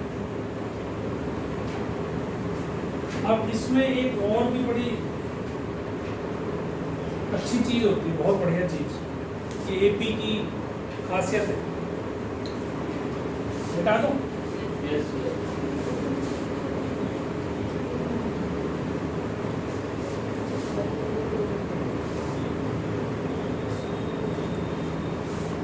एक खासियत बता रहा हूँ एपी की, बहुत बढ़िया विशेषता। ये तुम्हारे अब काम आए ना आए, आगे भी काम आ सकती है। एपी कहीं पे भी काम आ सकती है ना। एपी की खासियत क्या है? मान लो मैं लिखूँ 1 2 3 4 5 6, ठीक है। इन दोनों को अगर मैं ऐड करता हूँ कितना आता है? इन दोनों को ऐड करता हूँ, इन दोनों को ऐड करता हूँ, ठीक है। पता है रिकॉर्डिंग चल रही है, फिर भी करे जा रही है, उधर से ले जाए उठा लेती उसको। ठीक है, तो 1 + 6 7, 2 + 5 7, मतलब टर्म का number starting from first to last and sum of, मतलब ऐसा समझ लो first term plus last term, second term plus second last term, third term plus third last term, इन सब का सम हमेशा बराबर होगा, इक्वल। अब मान लो ऐसे होगा, ये तो पूछ रहा था, ये पूछ रहा था ना, यही आया था क्वेश्चन 4 + 4 हो जाएगा। ठीक है, तो ये आपके पास 8, ये आपके पास 8, ये आपके पास नहीं कहेंगे ये 8, ये जो बीच वाला है ये इनका मीन होता है, इन नंबर्स का मीन होता है। मीन मतलब इन दोनों को अगर दो नंबर को ऐड करके डिवाइडेड बाय 2 करूं तो वो आएगा मिडिल टर्म, मीन आता, मीन नंबर है नंबर। अगर मैं 1 + 7/2 करूं, नंबर ऑफ टर्म्स अगर ऑड है इसमें, तो जो सबसे बीच का टर्म आएगी that is the mean of first and last term, या mean of second last term, या थर्ड लास्ट टर्म, उनका मीन आ जाएगा। मीन क्या होता है, मीन कैसे निकालते हैं, number of terms, sorry sum of terms divided by number of terms. ये पढ़ा हुआ है आपने, मेरी शकल ऐसे मत देखो, मीन आपने क्लास 9 में पढ़ा हुआ है, कुलदीप सर ने पढ़ाया हो, क्या पढ़ाया था, 1 + x + x2 x3 up till xn divided by number of terms. ये मीन पढ़ा था आपने क्लास 9 में, 10th में भी पढ़ोगे अभी इसको, ठीक है, पर ये 9th का हिस्सा है, तो 10th में और इससे आगे का पढ़ोगे, ये याद नहीं है तुम्हें। ठीक है, तो अब क्या करूँ मैं, 1 + 7 को ऐड करूँ, 8 डिवाइडेड बाई 2 क्या आ गया 4। तो बीच वाला टर्म जो होता है that is mean of first and last term, second term and second last term, third term and third last term, उनका मीन है। ठीक, अगर नंबर ऑफ टर्म्स इवन है तो फिर तो वो उसमें तो कुछ होता ही नहीं बीच में, इस सीक्वेंस में कुछ है नहीं ना बीच में। तो दूसरी बात, जो एपी होती है उसमें नंबर ऑफ टर्म n, जो n लिखा है वो कभी भी नेगेटिव नहीं आ सकता। n can never be negative and n can never be fractional, fraction भी नहीं हो सकता। n can never be number 1 negative और फ्रैक्शन। ठीक है, अगर ऐसा है तो इसका मतलब वो वाला नंबर उस सीक्वेंस में है ही नहीं। अब जैसे फॉर एग्जाम्पल अभी हमने एक क्वेश्चन करा, हमने, चलो ये कर रहे थे 1 7 13 और ये 4 1 4 1 5 है ना, इतनी बात लिख दी, ये कितना डिफरेंस है 6। ठीक है, अब यहाँ पर मैंने इसे छोड़ दो, यहाँ पर मैंने क्या डाल दिया, 6 का डिफरेंस है ना, तो यहाँ 20 21 20 डाल दिया, यहाँ मैंने 20 डाल दिया। अब तो तुम्हें दिख रहा है ना यहाँ पे, तो ये आप सोचो नहीं दिख रहा, आप सोचो नहीं दिख रहा। अब मैं कहूँ 20 में कहीं बीच में डाल देता, मैं तुम्हें क्या पता चलता, तुम्हें अगर मैं ऐसे लिख देता 1 7 13, तो यहाँ पर 20 सॉरी कितना 19 में 6 और 8 25 27 31 में और 37 ऐसा चलता है ना, और यहाँ 415। अब मैंने ये हटा दिया, ये डाल है ना, बीच में सीक्वेंस में कहीं भी आ गए। अब मैंने 37 की जगह 38 लिख दिया। अब मैं पूछ रहा हूँ 38 कौन से नंबर पे आ रहा है, मैं पूछ रहा हूँ 38 का एड्रेस क्या है। तो आप देखो 38 का एड्रेस निकालने के लिए एड्रेस कैसे निकालते हैं, an से निकालते हैं ना। एड्रेस क्या है, an, a क्या है आपके पास 1, n - 1, d कितना है आपके पास। अब ये कौन से नंबर पे आ रहा है, पहले तो यहाँ से यहाँ तक के नंबर ऑफ टर्म्स निकाल लो, पहले सीक्वेंस में कितने नंबर ऑफ टर्म है, या n निकालना पड़ता है, तो ये कौन से नंबर पे आ रहा है, तो n निकालना है। d कितना है 6, और ये कितना है ये कितना हो गया 38 है ना।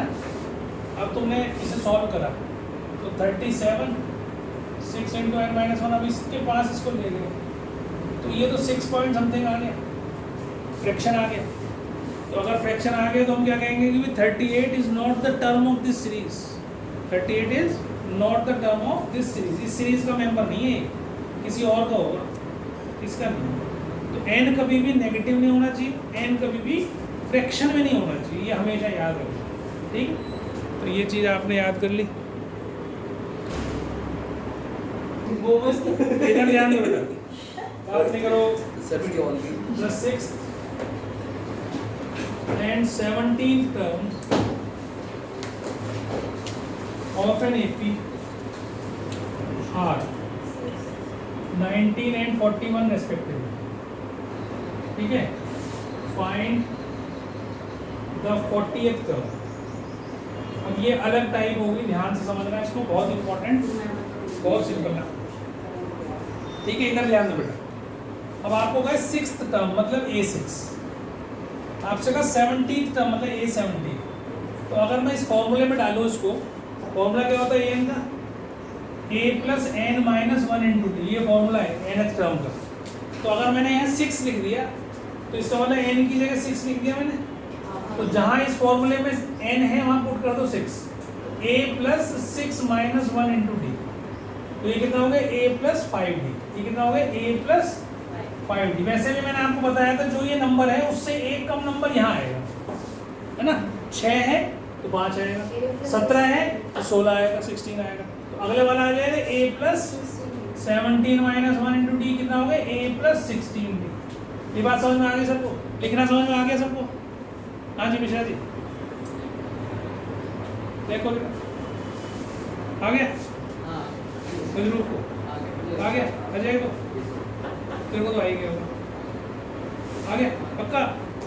मोनिका को समझ में आ गया? पीछे पक्का?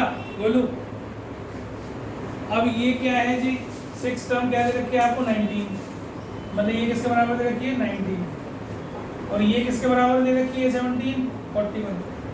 आपके पास दो इक्वेशंस आ गई, a plus 16d 41, a plus 5d 19, ऊपर नीचे रखो माइनस कर दो, कैंसिल हो गया। तो ये कितना बच गया 11d, ये कितना बच गया 22, d कितना आ गया 2। d नेगेटिव भी हो सकता है, फ्रैक्शन में भी हो सकता है, a नेगेटिव भी हो सकता है, फ्रैक्शन में भी हो सकता है, n नेगेटिव नहीं हो सकता, फ्रैक्शन में भी नहीं हो सकता, है ना। है पानी की बोतल उसमें ही पड़ी है, बोतल उसमें नहीं, लाया हूँ वहीं रखी है, देख, ठीक है। इसको एक में डाल दो, छोटे वाले इसकी जगह डाल दो, ये कितना आ गया 9, मिल गई। 1 मिनट रुक दो, ठीक है। तो a आ गया, d आ गया, आपको निकालनी है 40th टर्म, मतलब you have to find a 40, 40th term means a 40। तो वो क्या होगी a प्लस 39d होगी कि नहीं? 40th टर्म क्या होगी a प्लस 39, a निकाल लिया आपने 9 और d भी निकाल लिया आपने 2, तो 9 प्लस 78, तो ये कितना होगा 87। तो 40वें नंबर पे टर्म कौन सी आएगी 87। तो अब इस टाइप के क्वेश्चंस आपके पास आएंगे जिसमें आपको ऐसी दो इक्वेशंस बनानी होंगी। तेरी तो वहीं रखी हुई थी तेरे कमरे में, सामने तो रखी थी। अब पता है मुझे, देख लिया आपने। स्पीड ब्रेकर अभी भी बारिश हो गई है ना, बारिश अभी भी होगी नहीं, अरे सर वहाँ पर मेरी इधर ध्यान दो, समझ में आ गया? अब नेक्स्ट क्वेश्चन अपने आप ट्राई करना, है ना। सर इसकी हम सीक्वेंस नहीं बनाएंगे? तुझे क्या बोला है बेटा निकालने के लिए? जो बोला वही करेगी ना, अपनी मर्जी से क्या करेंगे सीक्वेंस बनाना। उसने कहा कि 40वें नंबर पे कौन सी आएगी तो वो निकाल दो, बस पता सीक्वेंस करके क्या करेगी। अगर करनी भी है तो 2-3 सीक्वेंस की लिख दे। अगर एपी बनाना है तो 9 फर्स्ट टर्म, उसमें डी जोड़ दे 11, उससे 2 और जोड़ दे 13, ये बन। पर 40th नंबर पे क्या आएगी तो निकालनी ही पड़ेगी सीक्वेंस बनाने के लिए। वो पूछें कई बार क्वेश्चन कह रहे find the AP, then you have to find this sequence. इसका लास्ट में इसका 40 क्यों रखिएगी लास्ट टर्म 40? इसने ये कब कहा कि 40 लास्ट टर्म में बोला थोड़ी है, कहीं दिया थोड़ी 40th लास्ट टर्म। तो फाइंड द एपी बोलेगा तो क्या निकालेंगे? एपी निकालोगे तो ऐसे निकालोगे, ऐसे फर्स्ट टर्म लिखोगे 9, उसमें डी ऐड करते जाओ, 9 + 2 11, निकालना होगा। कुछ नहीं निकालना है। वो क्वेश्चन में क्या है, फाइंड द एपी। तो एपी मतलब सीक्वेंस कैसी बन रही है, शक्ल कैसी होगी उसकी देखने में वो बनानी है। तो पहली 3 टर्म निकाल दो, 4 टर्म निकाल दो बस। तो उसको कैसे निकालना है, फर्स्ट टर्म में डी जोड़ते जाओ, फिर पिछली टर्म में फिर डी जोड़ दो, फिर डी जोड़ दो आगे, जैसे अभी हमने करी थी a + d, a + 2d, a + 3d ऐसे। अब यहाँ पर तुम्हें क्वेश्चन दिया है उसने, ये एक क्वेश्चन बिना देखे किसी कॉपी में अपने आप करना, ठीक है। कहता है 10th term and 18th term of APR 7वीं की क्लास कितने बजे लगे? 41 एंड 73 रेस्पेक्टिवली। क्या वो वो क्लास की टाइमिंग पूछ रहे थे बोलिए। 11:30, ठीक है। और उसने कहा find the 26th term, find 26th term, ये आपको निकालना। अब अपने आप करो इसको बिना एक दूसरे की कॉपी में झांके हुए। अगर समझ में आ गया होगा तो हो जाएगी। मैं आया था तुम बहुत तो कंप्लीट वही तो आई थी। अब देख लो भाई, बहुत आ रही है। इधर ध्यान दो, किसका बजा? बोलिए नहीं।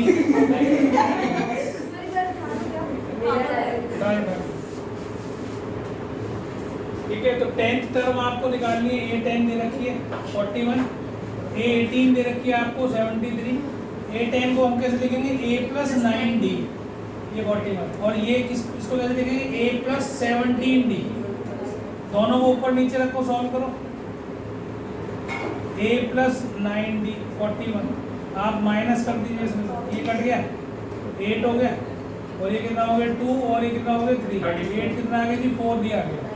इसको एक इक्वेशन छोटी वाली में डालना, A + 36 = 41। A कितना आ गया 41 - 36 मतलब 5 आ गया।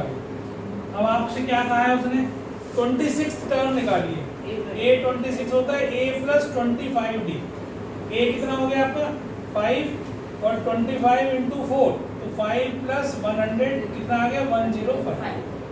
तो ये आपका आंसर आ जाना चाहिए, है ना। अभी तो ये सीधे सीधे क्वेश्चन है इसमें।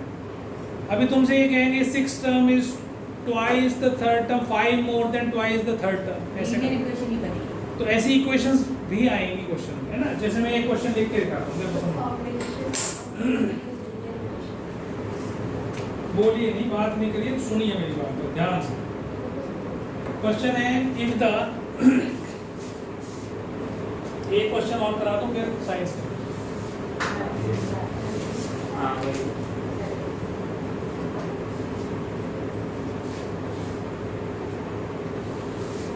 क्वेश्चन है if the 8th term, if the 8th term of AP is 31 and 15th term is 16 more than the 11th term, कहता find the AP। सर एक बार ट्राई करने। हाँ ट्राई करो ट्राई करो, शाबाश। 3 लिख दो टर्म तो भी चलेगा, 4 लिख दोगे तो भी चलेगा, कोई फर्क नहीं, ठीक है ना। बस ये ध्यान रखना है कि इसमें से भी भाई 15 टर्म और 11 टर्म में इसने रिलेशन दिया है, तो उसने रिलेशन को समझना है कि कौन सी टर्म ज़्यादा है। भाई 15 टर्म ज़्यादा है, इज मोर 16 मोर, तो ये 15 टर्म इज 16 मोर किससे 11 टर्म, तो you should add 16 in laser term, जो स्मॉलर टर्म है उसमें ऐड करो। उससे आप निकालो, ए निकल गया, डी निकल गया, फिर एपी आपको बता दिया। पहले फर्स्ट टर्म लिखो, फिर उसमें कॉमन डिफरेंस ऐड करो, जो टर्म आ जाए उसमें फिर कॉमन डिफरेंस ऐड करो, फिर जो टर्म आ जाए फिर उसमें फिर कॉमन डिफरेंस ऐड करो, आपकी एपी आके चली जाएगी। समझ में आ गई? एक और बस एक और दे दो। नहीं सर ऐसे बीच में मत छोड़ो। तो आज हम करने जा रहे हैं कार्बन एंड इट्स कंपाउंड। तो हमने कार्बन एंड इट्स कंपाउंड्स, तो पिछली क्लास में हमने कार्बन के बारे में पढ़ लिया था कि कार्बन की 4 वैलेंसी होती है, ठीक है। एटॉमिक नंबर 6 होता है 2 4, तो ये टेट्रा वैलेंट होता है, टेट्रा वैलेंट होता है। और फिर हमने पिछली क्लास में ये भी पढ़ा था कि इसके एलोट्रोप्स क्या होते हैं। एलोट्रोप्स होते हैं इसके नंबर 1, पहले तो एलोट्रोप क्या होता है? एलोट्रोप होता है कोई भी एलिमेंट जितनी फिजिकल फॉर्म में पाया जाता है अर्थ पर, जितना हमें पता है ना। मतलब हमें नहीं पता इसका मतलब ये नहीं पाया नहीं जाएगा किसी और फॉर्म में, किसी और फॉर्म में भी मिल सकता है, पर हमारे को जो बता रखा है वो है भैया ग्रेफाइट है, डायमंड है और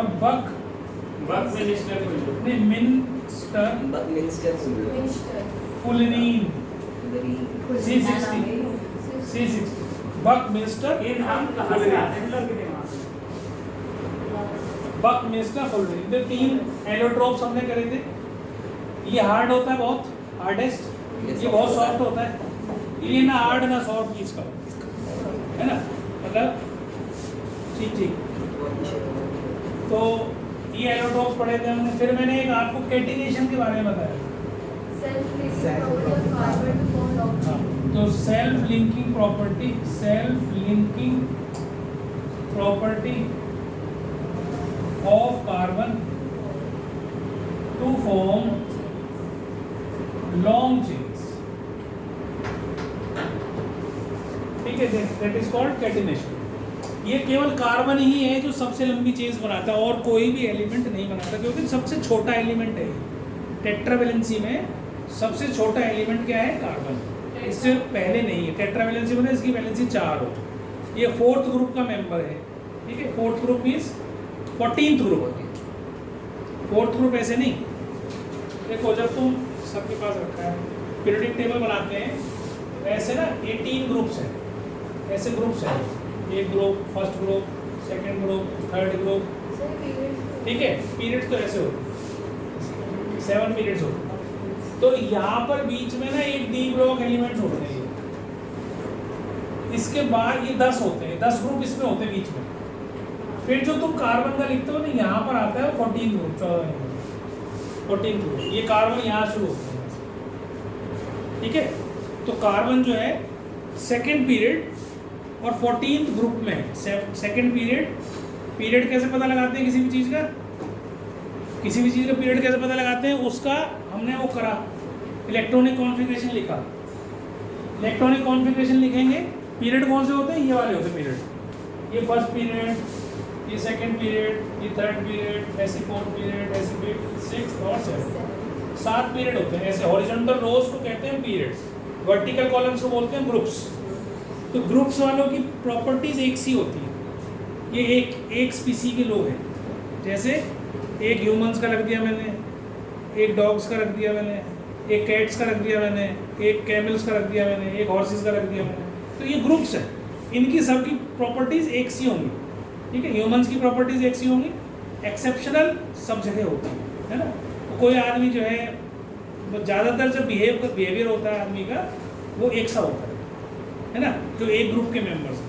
और कुछ एक्सेप्शन भी होते हैं, है ना। कोई बिना बात के किसी से लड़ना शुरू कर देता है, कोई बहुत ज़्यादा प्यार वाला होता है, उसे कुछ भी कहना तब भी कुछ नहीं फर्क पड़ता उसको। लेकिन बिहेवियर वाइज वैसे सब एक ही काम करते हैं, एक ही तरीके से करते हैं, है ना। इसी तरीके से ये मेंबर्स भी एक सी केमिकल रिएक्शंस करते हैं। सिमिलर ग्रुप वाले, सेम ग्रुप वाले एक सी प्रॉपर्टीज फॉलो करते हैं, सेकेंड ग्रुप वाले, थर्ड ग्रुप वाले। अब पीरियड कैसे पता लगाते हैं भाई कौन से पीरियड में? तो जितने शेल्स उतना ही उसका पीरियड नंबर। जैसे भी कार्बन है, इसमें 2 शेल है, 2 4, के शेल और एल शेल, तो ये सेकंड पीरियड में आएगा यहाँ। तो जब मैं यहाँ लिखूंगा तो सेकंड पीरियड में आएगा। इससे पहले फर्स्ट पीरियड में होता ही कुछ नहीं है, या तो हाइड्रोजन होता है, ये हीलियम होता है, एक इस कोने पे होता है, एक उस कोने पे होता है, उसमें एक ही शेल होता है, ठीक है। समझ में आ रही मेरी बात? कुछ नहीं आ रही समझ, अजय को कुछ नहीं आ रहा, सिर के ऊपर से रही। अजय अजय अजय एक ही बैठा है यार, कुछ समझ में आया ना? अबे बोल तो सही, हाँ या ना? कैसे सांप सो गया? थोड़ा सा आपको सही सर के ऊपर से वापस सर ये था ही नहीं एक्चुअल में यहाँ, ये कहीं और था ख्यालों में, इसलिए वापस आने में टाइम लगा इसको। कहाँ था? नहीं यही यहाँ था ही। ध्यान दो इधर पूरा जो समझा रहा हूँ। अब कोई बातचीत नहीं बीच में। तो सेल्फ लिंकिंग प्रॉपर्टी समझ में आ गई। कार्बन सबसे छोटा है अपने ग्रुप का मेंबर, ठीक है, 14 ग्रुप का मेंबर है और सबसे छोटा है। इस छोटे का फायदा उठाकर ये बहुत सारे काम करता है जो कि और इसके जो ग्रुप के मेंबर्स हैं वो नहीं करते। ठीक है, पीछे सर पीढ़ी चल रही यहाँ चला वहाँ चला गया, पीछे ये आ जाए, यहीं चला जाए। मुझे डिस्टर्ब करोगे तुम दोनों बैठ के बात। ठीक है, अब इसके बाद हम आते हैं, ये तो समझ में आ गया आप लोगों को कार्बन कहाँ पे होता है पीरियोडिक टेबल में। ठीक है, अब इसके बाद हम तीन चीज़ों में इसको तीन फंक्शन ग्रुप्स कह लो, तीन ऐसी चीज़ें बताने जा रहा हूँ जो पिछली बार भी मैंने आपको समझाया था। अल्केन्स, अल्कीन्स, अल्कीन और अल्काइन। तो जितने भी जो चेन्स होती हैं, जो चेन होती है कार्बन की, लॉन्ग चेन्स होती है जिसमें सिर्फ सिंगल बॉन्ड्स ही होते हैं, सिर्फ सिंगल बॉन्ड कार्बन और कार्बन के बीच में, वो हमेशा अल्केन कहलाते हैं। वो क्या कहलाते हैं? अल्केन। कार्बन के बीच में सिंगल बॉन्ड। ठीक है, कितनी भी लंबी चेन हो, चाहे मैं ऐसे लिख दूं 1 2 3 4 5 6 7, कितनी लिख, सिर्फ सिंगल ही बॉन्ड दिखेगा तुम्हें इनके बीच में, दो कार्बन के बीच में सिंगल बॉन्ड, तो उनको हम बोलते हैं अल्केन। फिर जिसमें भी एक डबल बॉन्ड कहीं भी आ जाए दो कार्बन के बीच में, इसी चेन में सारे सिंगल एक डबल कर दिया, नाउ इट बिकम्स अल्कीन। ठीक है, और अगर मैं 3 कर दूं, ट्रिपल बॉन्ड कर दूं, देन इट बिकम्स अल्काइन। ये अल्काइन बन गया। कहीं कहीं कहीं पर भी, एनीवेयर, एनी जगह, कहीं पे भी रख दो, यहाँ रख दो, यहाँ रख दो, यहाँ रख दो, यहाँ रख दो। अब सुन ना मेरी बात पर ध्यान से सुन, पहले मेरे को पूरा कर लेने दो, नहीं तो फिर मिस हो जाएगा। कार्बन की वैलेंसी कितनी होती है? 4। पढ़ लिया हमने भी, कार्बन की वैलेंसी 4 होती है। तो ये जो बॉन्ड बने होते हैं ना इसके चारों तरफ, ये 4 से ज़्यादा नहीं बनने चाहिए। बात समझ रहे हो? अब मैं यहाँ पर डबल बॉन्ड नहीं लगा सकता हूँ। क्यों नहीं लगा सकता? क्योंकि 5 बॉन्ड हो गए कार्बन के, तो आखिरी में 4 ही तो हैं, 2 4, तो ज़्यादा से ज़्यादा वो 4 लोगों से ही शेयरिंग कर सकता है, 4 एलिमेंट से ही शेयर कर सकता है। तो 4 से ज़्यादा कार्बन की वैलेंसी नहीं हो सकती है। तो बॉन्ड्स जो होते हैं they represent number of electron shared, किसके साथ कितने इलेक्ट्रॉन शेयरिंग करिए आप। तो किसी भी कार्बन के साथ 5 बॉन्ड नहीं होने चाहिए, 5 ऐसी लाइनिंग नहीं होनी चाहिए, 4 से ज़्यादा नहीं हो सकती। तो 2 डबल तो हो सकते हैं, पर 1 ट्रिपल और 1 डबल नहीं। ठीक है, और जिनके 3 ही हैं, तो इसका मतलब यहाँ एक बॉन्ड खाली है इसका। भाई कार्बन के 4 है ना, किसी भी कार्बन के 4 बॉन्ड होते हैं, है ना, उनके साथ शेयरिंग कर ले वो आपस में। लेकिन बाई चांस इस कार्बन ने ऐसा करा, ठीक है, अब ये अगर मैं यहाँ भी लगा दूंगा तो 1 2 3 4 5 हो गए, तो ये 1 हटाना पड़ेगा। यहाँ पर क्या करना पड़ेगा, ये 1 2 3 ही है, तो 1 लगाना पड़ेगा इसमें, तो हाइड्रोजन जोड़ लेते हैं। बात समझ में आ रही है मेरी? कार्बन के चारों तरफ जो नंबर ऑफ बॉन्ड्स होने चाहिए, that should not be greater than 4। इस भाषा से ज़्यादा अच्छा नहीं समझा सकता। बुद्धि को खोलो, थोड़ा सा सुनो, समझो, ब्लॉक मत बना कर बैठा करो। शक्ल पे ऐसे लगता है जैसे कुछ समझ में नहीं आ रहा, क्या बकवास कर रहा है बैठ खड़ा हो। सुना करो, ध्यान से कान खोल के सुना करो क्या समझा रहा हूँ। इससे ज़्यादा भाषा नहीं मेरे को क्लियर करनी आती कि एक कार्बन के 4 बॉन्ड से ज़्यादा नहीं हो सकते। क्यों नहीं हो सकते?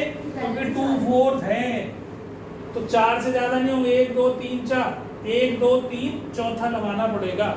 और जितने कार्बन में आपस में जुड़ रहे हो तो ठीक, जो बच गई उसको हाइड्रोजन जोड़ देते हैं। क्योंकि हम क्या पढ़ रहे हैं अभी, ये alkane, alkene, alkynes, they all are called hydrocarbons. Hydrocarbon मतलब they contains only carbon and hydrogen, nothing else. केवल कार्बन और हाइड्रोजन ही होंगे इसके फॉर्मूले में, और कुछ होगा ही नहीं। बात समझ में आ गई मेरी? तो अगर मेरे को ऐसे ही इसको पूरा करना होगा, बाई चांस ये क्वेश्चन मेरे पास ऐसी चेन आ गई कोई, ध्यान से देखना आप इसको, तो मैं इस चेन को कैसे पूरा करूँगा? अब देखो जाने के टाइम पर पिछली बार भी इसी से ब्लैक इसी टाइप में आई थी ये ठीक है। अभी मत मानो, तो इसको मेरे को पूरा करना है। कार्बन की वैलेंसी पूरी नहीं है ना, ध्यान से आते कर, कार्बन की वैलेंसी पूरी नहीं है ना, कार्बन का केवल एक बॉन्ड दिख रहा है, तो इसका मतलब इसके चारों तरफ कितनी लाइंस आएंगी? 1 2 3। इसके दोनों तरफ कितने बॉन्ड दिख रहे हैं? 2।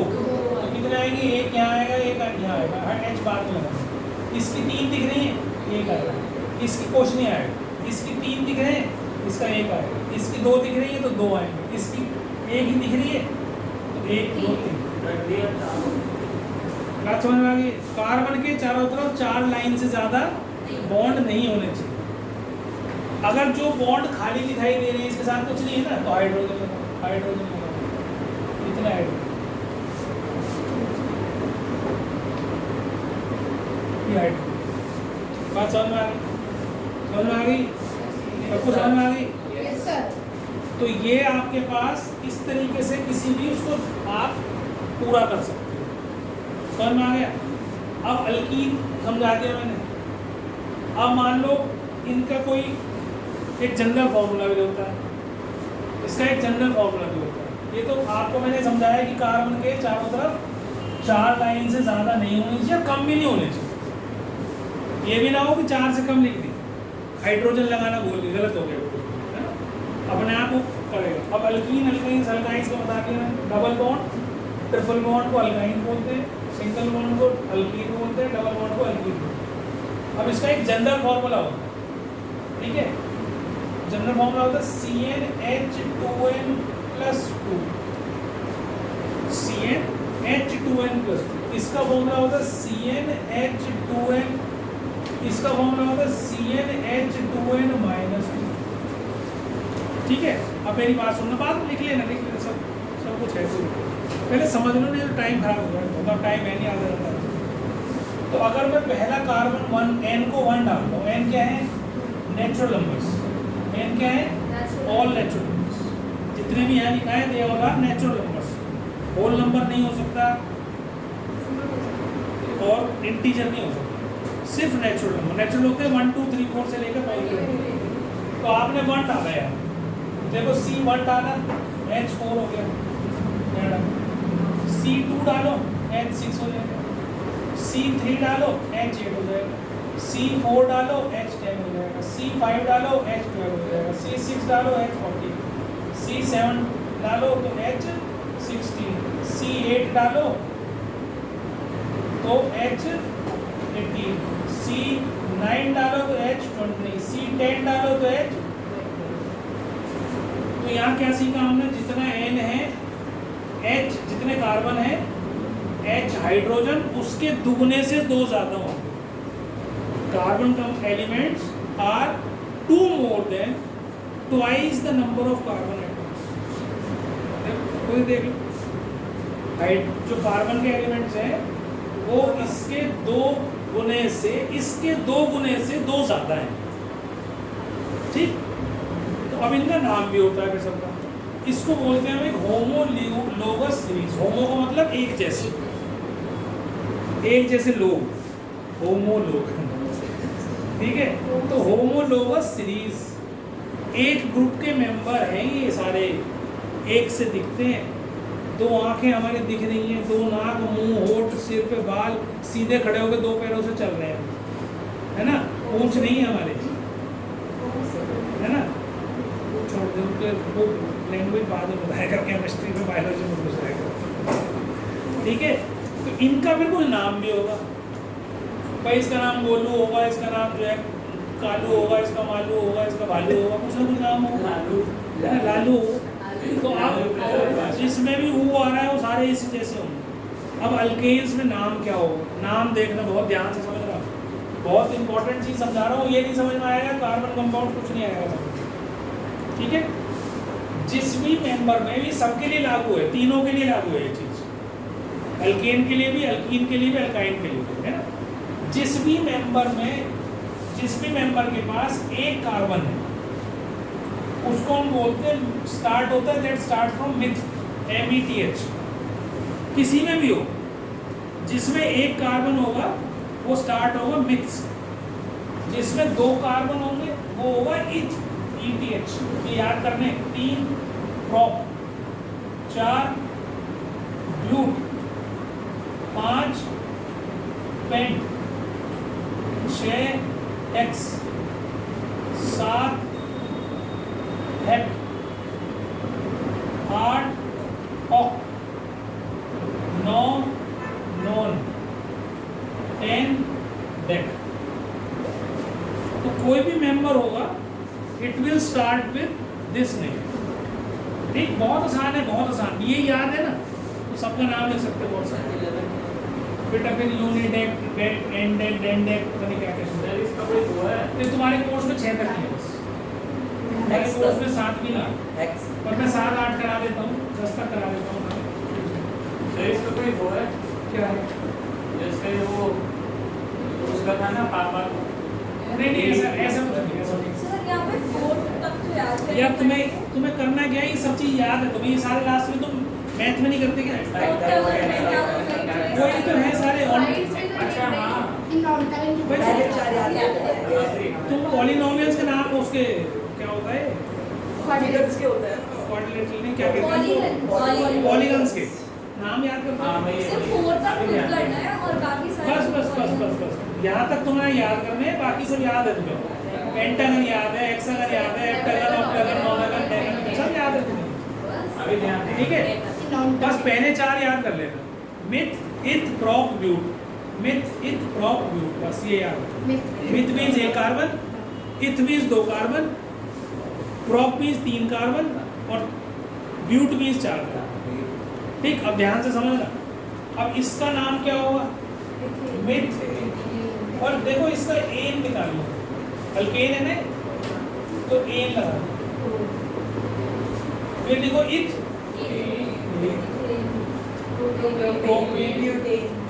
अब तुम अपने आप ही बोलने लगो पेंटेन।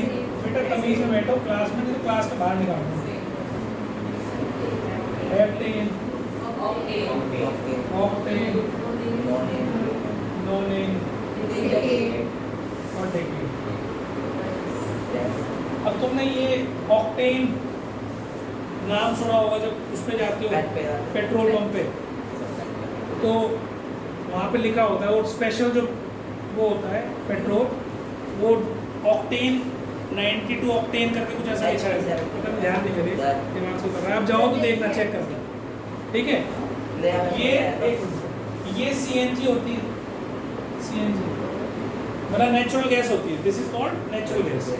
जहाँ भी दलदल होती है ना, दलदल समझते हो, मार्शी एरिया, है, पानी हो और साथ में वहाँ पे बहुत सारे हर्ब्स या तो जो पत्ते होते हैं उसके पेड़ पौधों के, वो दबे हुए हो, तो उसको हम, वो ऐसी होती है दलदल जिसमें अगर आदमी गिर जाए तो निकलता नहीं बाहर अंदर ही घुस जाएगा। तो वहाँ पर ये जनरेट होती है, ये बनती है, जनरेट नहीं कहूँगा, वहाँ प्रोड्यूस होती है मीथेन गैस। तो नेचुरल गैस, वैसे नेचुरल गैस कहाँ मिलती है हमें, हमारे पास जो आती है जब हम नीचे से पेट्रोल खोदते हैं, तो सबसे पहली जो गैस निकलती है पेट्रोल से पहले, पेट्रोलियम प्रोडक्ट यहाँ है, उसके ऊपर गैस भरी होती है, that is called methane gas, natural gas, वो अंदर होती है। फिर पहले जब ड्रिलिंग करते हैं तो पाइप के थ्रू वो गैस बाहर निकालते हैं और यूज़ करते हैं एज अ फ्यूल। जैसे हमारे देश में या रशिया वाले जो है सारे यूरोप को गैस देते हैं, सप्लाई करते हैं, तो वो सारी नीचे से नेचुरल गैसेज होती है। Largest reserve of gases Russia के अंदर है, तो वो पूरे यूरोप को देता है। जैसे वो बंद करता है वहाँ मरना शुरू हो जाते हैं, उनकी हालत खराब हो जाती है, क्योंकि वो चल ही नहीं सकते उसके क्या चीज़ कोल तो होती है, मुझे पता है। इंडिया भी 3rd लार्जेस्ट है।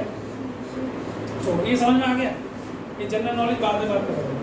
ये मीथेन, इथेन, अब ये भी तुमने सुना होगा है एलपीजी के अंदर ब्यूटेन गैस होती है, एलपीजी के अंदर ब्यूटेन होती है, तो थोड़ी थोड़ी मात्रा में इथेन प्रोपेन भी है, लेकिन ज़्यादा मात्रा में ब्यूटेन होती है, ठीक है। तो ये नाम समझ में आ गया। अब देखो सबसे अगला आता है, इससे अगला आता है इथीन वाला, ये अल्कीन। अब अल्कीन के लिए जरूरी है कि 2 कार्बन होने ही चाहिए। सिंगल कार्बन के अंदर अल्कीन बन ही नहीं सकता, क्योंकि डबल बॉन्ड 2 कार्बन के बीच में आएगा, तो 2 तो मिनिमम चाहिए। तो इसमें पहला मेंबर ये नहीं होता, इसका सेकंड, जो इसका सेकंड है वो इसका फर्स्ट होता है इस वाले ग्रुप में। तो ये होता है इथ इन, इसका इन बना। सर समझा नहीं वो क्यों नहीं होगा? 2 कार्बन चाहिए ना डबल बॉन्ड के लिए। इथीन का बन, अल्कीन का बनता है when there is a double bond between 2 carbon atoms. तो एक सिंगल के बीच में डबल बॉन्ड कैसे बनाएगा? तो मिथीन हो नहीं सकता ना, इथीन हो गया। और ऐसे ही ये इथाइन हो गया। देखो यहाँ वाई नहीं लगाएंगे, कोई फर्क पड़ा? ये नाम करने के बाद इसके आगे अल्केन है तो एन लगा दो, अल्कीन है तो इन लगा दो, और अल्काइन है तो वाइन लगा दो, वाई एन। सर ये अल्काइन में तो 3 कार्बन होने चाहिए ना? क्यों 3 कार्बन बोला है मैंने? देखिए ऊपर क्या बनाया हुआ है, 3 बॉन्ड 3 बॉन्ड। 2 कार्बन के बीच में ट्रिपल बॉन्ड हो तो उसको अल्काइन बोलते हैं। जब 2 कार्बन के बीच में डबल बॉन्ड हो तो उसको अल्कीन बोलते हैं। जब सिंगल बॉन्ड हो तो उसको अल्केन बोलते हैं। 3 कार्बन की नहीं बात कर रहा हूँ, ठीक है। अब प्रोपीन, यहाँ आ गया प्रोपीन, ये आ गया प्रोपाइन। अब मैं सबको नहीं लिखूंगा, अब आप लिख सकते हो। यहाँ ब्यूटेन है, ये ब्यूटीन आ जाएगा और ये ब्यूटाइन आ जाएगा, बस यहाँ तक लिख रहा हूँ। अब आप अपने आप लिख ले, है ना। आपको क्या याद करके आना है? ये याद करके आना है, ठीक है। और जो बच्चे ये वीडियो देखेंगे वो भी याद करके आएंगे, उनका भी होमवर्क है, ठीक है। वीडियो देख के जो बच्चे आज एब्सेंट है, सुन रहे हो भाई? यस सलाह तो दूँ, ठीक है। तो ये याद करके आओगे। This is homework for all students, video में देखिए, ठीक है। एब्सेंट वाले भी, सच्ची वीडियो में देखिए। एब्सेंट वाले भी, ठीक है। सबको याद करके आना है। ये समझ में आ गया सबको? नाम लिखना समझ में आ गया? टाइम अभी है हमारे पास 20 मिनट। अभी मैं इसका आगे नॉमेनक्लेचर कराऊंगा तुम्हें, मतलब इनके नाम कैसे लिखे जाते हैं, ठीक है। क्या लिखूं, क्या लिखूं बता कि ये लिखवा लो। ये तेरे को लिख दिया ना मैंने, तूने फोटो खींच ली, अपनी कॉपी में लिख लेना, उसको ग्रुप पे डाल दे, सब बच्चे लिख लेंगे। समझना जरूरी, लिख के क्या होगा, है ना। बुक है ना सबके पास, सब कुछ लिखा हुआ है। आदत बनाओ बुक पढ़ने की, वो ज़्यादा अच्छी होती है, नोट्स के ऊपर डिपेंडेंट नहीं होना चाहिए। नोट्स जो है वो आपकी पढ़ाई को सीमित कर देते हैं, लिमिटेड कर देते हैं। आप उसे ही पढ़ोगे, खुश हो जाओगे, समझ में आ गया। बुक में कोई और क्वेश्चन होगा, कोई चीज़ और कंसेप्ट होगा, आप समझ के नहीं होगा। तो इसलिए आपको बुक पढ़ने का शौक होना चाहिए। बुक पढ़ो, बुक के अंदर बहुत सारी चीज़ें दे रखी होती हैं, जो ना समझ में आए वो पूछो मेरे से। अब नहीं कहा मैंने, इसे बंद कर दो, क्लोज दिस बुक। अब खोलने के लिए नहीं बोला मैंने, घर जाकर। और हाँ, सब कुछ है, सब कुछ है, सब कुछ पढ़ाऊंगा। पहले आज स्टार्ट हुआ है, पहले साइक्लिक के बिना सीधी स्ट्रेट चेन तो पढ़ लो, तो साइक्लिक करें, ठीक है। साइक्लिक भी पढ़ेंगे और साइक्लिक अल्केन भी पढ़ेंगे, साइक्लिक अल्कीन भी पढ़ाऊंगा, सब कुछ बताऊंगा। तो पर सुनो, पहले तुम्हारे कोर्स में जितना है उससे 100 गुना ज़्यादा बताऊंगा, जितना तुम्हारे कोर्स में, इतना तुम्हारे टीचर नहीं कराएंगे, मैं कराऊंगा। अब इसका फायदा तुम्हें 11th में होगा। देखो जो 10th के बच्चे अब 11th में गए ना, तो खुश है, क्योंकि ऑर्गेनिक केमिस्ट्री उन्हें हिला मत कर, ब्लड प्रेशर हो जाएगा हाई, ये बीमारी है, ठीक है। तो जो बच्चे अब गए 11th क्लास में, उनसे पूछो ऑर्गेनिक, उनको समझ में आ गया। पर जो बच्चे ब्लैंक गए हैं उनको समझ में नहीं आता। तो जो समझाओ एक्सेप्ट कर दो, कोशिश तुम्हारी ये होनी चाहिए, कोर्स में है नहीं है, सर ने समझा दे, करना है, जब सीखोगे, नहीं तो नहीं सीख पाओगे। समझ में आ रही मेरी बात? तो कर लो बस। तो पहला इसका नाम अल्केन, अल्कीन, अल्काइन, इनके जनरल फॉर्मूले, ठीक है। अब इसके लिए क्या होगा, इसका होगा C2H4, डबल हो गया ना, जितने कार्बन उससे double hydrogen, C2H6, H3, C3H6, C4H8, जैसे ही डबल हाइड्रोजन देखो कार्बन से समझ लेना अल्कीन है। जैसे ही कार्बन से डबल हाइड्रोजन दिखाई दे जाए किसी भी फॉर्मूले में, तो उसको हम क्या कहते हैं, इसको ये होता है मॉलिक्यूलर फॉर्मूला। आपने एम्पिरिकल फॉर्मूला मॉलिक्यूलर फॉर्मूला करा है? नहीं करा। तो जब हम सारे फॉर्मूले को इकट्ठा करके कहाँ क्या बॉन्ड आ रहा है ये नहीं दिखाना, कैसे वो अरेंज्ड है ये नहीं दिखाना, सिर्फ ये दिखाना है कि कितने कार्बन एलिमेंट्स हैं इसमें, कितने हाइड्रोजन हैं, सबको इकट्ठा करके लिख दो तो that is called molecular formula C2H4। Actual में इसका स्ट्रक्चर कैसा होता है, CH2, इसके 2 लगेंगे, इसके भी 2 लगेंगे, तो हाइड्रोजन 4 हो गए, सिर्फ कार्बन के चारों तरफ, ठीक है, कार्बन के चारों तरफ 4 लाइन होनी चाहिए, 4 बॉन्ड्स होने चाहिए। तो जो नहीं है उसके साथ हाइड्रोजन लगा दिया, 2 तो आपस में जुड़ गए, एक ये वाला बॉन्ड हाइड्रोजन के साथ जुड़ गया, एक ये वाला बॉन्ड हाइड्रोजन के साथ जुड़ गया, ऐसे ये जुड़ गए। तो ये तो है इसका स्ट्रक्चरल फॉर्मूला कैसे बना हुआ है, समझे? ये तो कैसे बना, ये इसको ऐसे समझ सकते हो कि ये सारे जितने भी आप यहाँ SCO देखते हो ये सब सामने से एक से दिखाई देते हैं, क्योंकि कॉमन डिजाइन गवर्नमेंट का है, सब सारे एक से दिखते हैं, पर अंदर क्या चल रहा है तुम्हें क्या पता? भाई मैंने ऐसे कमरे बना रखे हैं, किसी ने बीच में से ऐसे बांट रखा है उसको, किसी ने कहीं किचन बना रखी है, किसी ने कहीं टॉयलेट बना रखा है, अंदर का जो स्ट्रक्चर है वो अलग अलग है। तो molecular formula can be same but structure formula will be different. समझ में आ गई बात? स्ट्रक्चर फॉर्मूला और मॉलिक्यूलर फॉर्मूला समझ में आ गया। अब इसको ही हमने C2H4 लिखा हुआ है, तो this is called molecular formula, कितने कार्बन कितने hydrogen, this is called molecular formula. और जब हम उसको अरेंज करके कैसे कैसे बॉन्ड बना रखे हैं उसने, किसके साथ अटैच्ड है, वो स्ट्रक्चरल फॉर्मूला। समझ में आ गया सबको? उसे छोड़ दे, कोर्स के लिए उसको तुम छोड़ दे, ठीक है? एम्पिरिकल फॉर्मूला अलग चीज़ है, तो उसमें CH2 2 आ जाते हैं, फिर वो अलग आ जाते हैं, ठीक? अब methane, ethane, propane, butane, pentane, hexane, heptane, octane, nonane, decane, ये आपको याद रखना है। ऐसी ethene, propene, butene, pentene, hexene, heptene, octane, nonane, decane, ठीक?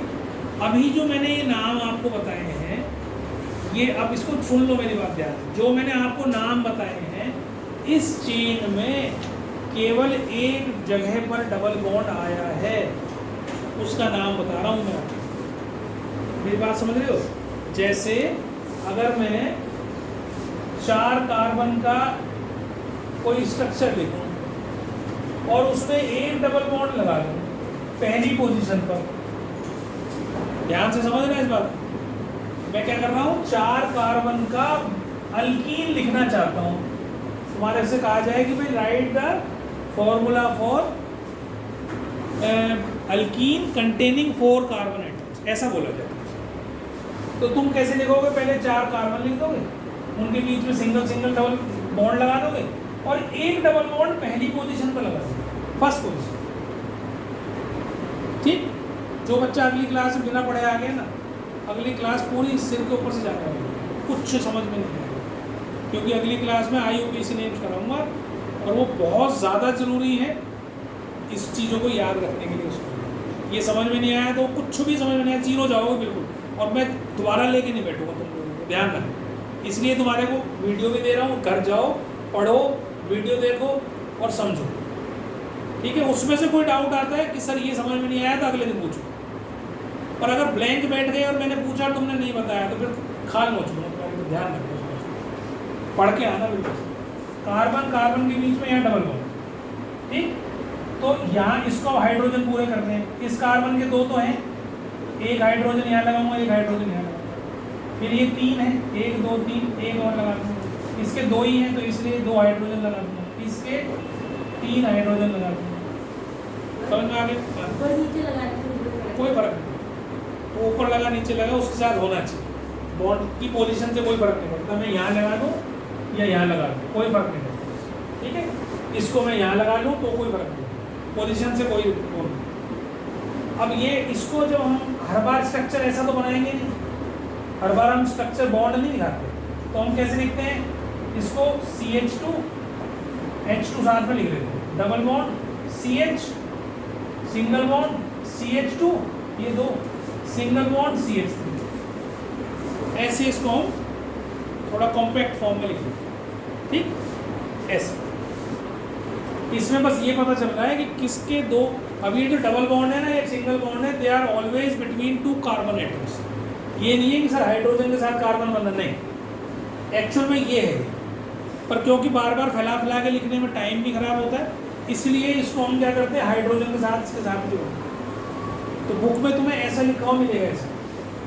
तो जो मैंने नाम बताए हैं एल्कीन के, उसमें केवल एक ही डबल बॉन्ड होगा, वो भी पहली पोजीशन पर। अगर मैं इस डबल बॉन्ड को हटाकर दूसरी जगह लगा दूंगा तो वो ब्यूटीन नहीं कहलाएगा। ये 4 वाला ब्यूटीन है ना, इज कॉल्ड ब्यूटीन। एक सिंगल डबल बॉन्ड है, पहली पोजीशन पर है, इसलिए इसको हमने क्या बोला ब्यूटीन। पर अगर ये डबल बॉन्ड खिसक कर यहाँ से CH3 हो जाएगा और यहाँ आ गया, ये CH हो जाएगा और ये भी CH हो जाएगा, ऐसा होगा। Now it is not called butene. इसका नाम क्या हो जाएगा फिर, अभी कल समझाऊंगा, ब्यूट-2-ईन। इसका नाम क्या हो जाएगा ब्यूट-2-ईन। मतलब डबल बॉन्ड की वजह से ईन आता है ना, डबल बॉन्ड की वजह से ईन लिखते हैं ना, तो वो डबल बॉन्ड कौन सी पोजीशन पे है, सेकंड पोजीशन पे, 1 2 सेकंड पोजीशन पे डबल बॉन्ड है, इसलिए मैंने इसका पोजीशन का नाम दिया। तो अगर मैं खाली ब्यूटीन बोलूँगा ना और ये बना दूंगा, गलत। अगर मैं ब्यूट-2-ईन लिखूंगा और ये बना दूंगा तो गलत। समझ पा रही मेरी बात? तो कल क्लास में हम इसको करेंगे और IUPAC नेम्स। तो चीज़ों को समझ के, जब तक तुम्हें यही याद नहीं होंगे सारी चीज़ें, जब तक आपको ये समझ में नहीं आएंगी चीज़ें, तो याद करके आना अच्छे से जितने भी हैं। अभी हमारे पास 10 मिनट है तो और चीज़ें समझा रहा हूँ, ध्यान से समझो। सर उसी को अच्छे से किसको बताओ? सर अभी हम कह रहे थे रिवाइज घर जाके करना ना बेटा, वीडियो दे रहा हूँ। अब मेरे को बताओ कि क्या चीज़ समझ में नहीं है, सर वही समझ नहीं आया आप क्या नहीं समझ पाया? सर मतलब इसमें ये बता कि सर क्या नहीं समझ पाया? सर जैसे हमने इसमें ये 2 ये बनाया, क्या किस वाले में कह रहा है, इसमें कि इसमें? ऊपर वाले, ऊपर वाले, हाँ। तो इसमें 2 ये बनाया, तो क्या दो, ये क्या दो बनाया? सर वो daddy double bond double bond बोल रहे बेटा, अनपढ़ डबल थोड़ी बॉन्ड है। बनाया, तो इसका नाम हम कैसे ले रहे हैं, मतलब कैसे नाम निकालते हैं? इसका नाम कैसे रखें? इसका नाम ही तो वही तो बता रहा हूँ मैं, और क्या बता रहा हूँ। सर वही समझ नहीं आया। तो ये इसमें समझना क्या है, अगर मैं आए डबल या ट्रिपल बॉन्ड आए तो ही उसका नाम ब्यूटाइन है, तभी उसका नाम ब्यूटीन है, नहीं तो नाम बदल जाएगा। जो तुम यहाँ लिखते हो ना ये नाम, ये जो तुम नाम लिखोगे, ethene, propene, butene, pentene, एक्सीन, actin, ये सब लिखोगे, इनमें सब में पहले जगह पर ही डबल बॉन्ड होना चाहिए।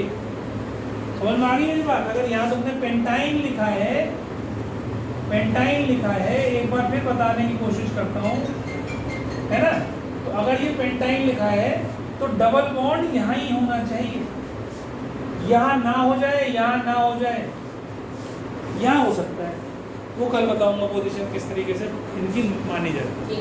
हाँ, तो ये आपका यहाँ डबल बॉन्ड होना चाहिए, यहाँ डबल बॉन्ड पहली पोजीशन।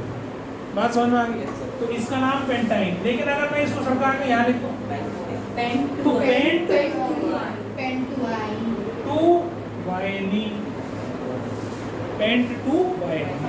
समझ में आ गई बात? क्लियर हो गई अब? पक्का? अब है? अच्छा ये ट्रिपल बॉन्ड हो, ट्रिपल ही बोल रहा था, डबल निकाल लो। तो अगर ट्रिपल है तो वाइनी, डबल है तो ये नहीं, सिंगल है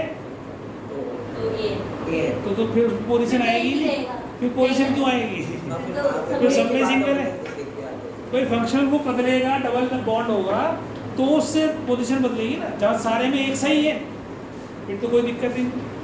और एक चेन में 2 से या 1 से ज़्यादा डबल ट्रिपल बॉन्ड भी हो सकते हैं, और एक ही चेन में डबल बॉन्ड और ट्रिपल बॉन्ड इकट्ठे भी हो सकते हैं। आपके कोर्स में नहीं है, लेकिन क्लास 11th या 12th में पढ़ोगे। हमने तो पढ़ा था। अब तुम्हारे कोर्स में कितना कट गया कितना है वो नहीं। सर बस एक बार बता दीजिए, चेंज भी कम नहीं है। क्या बेटा?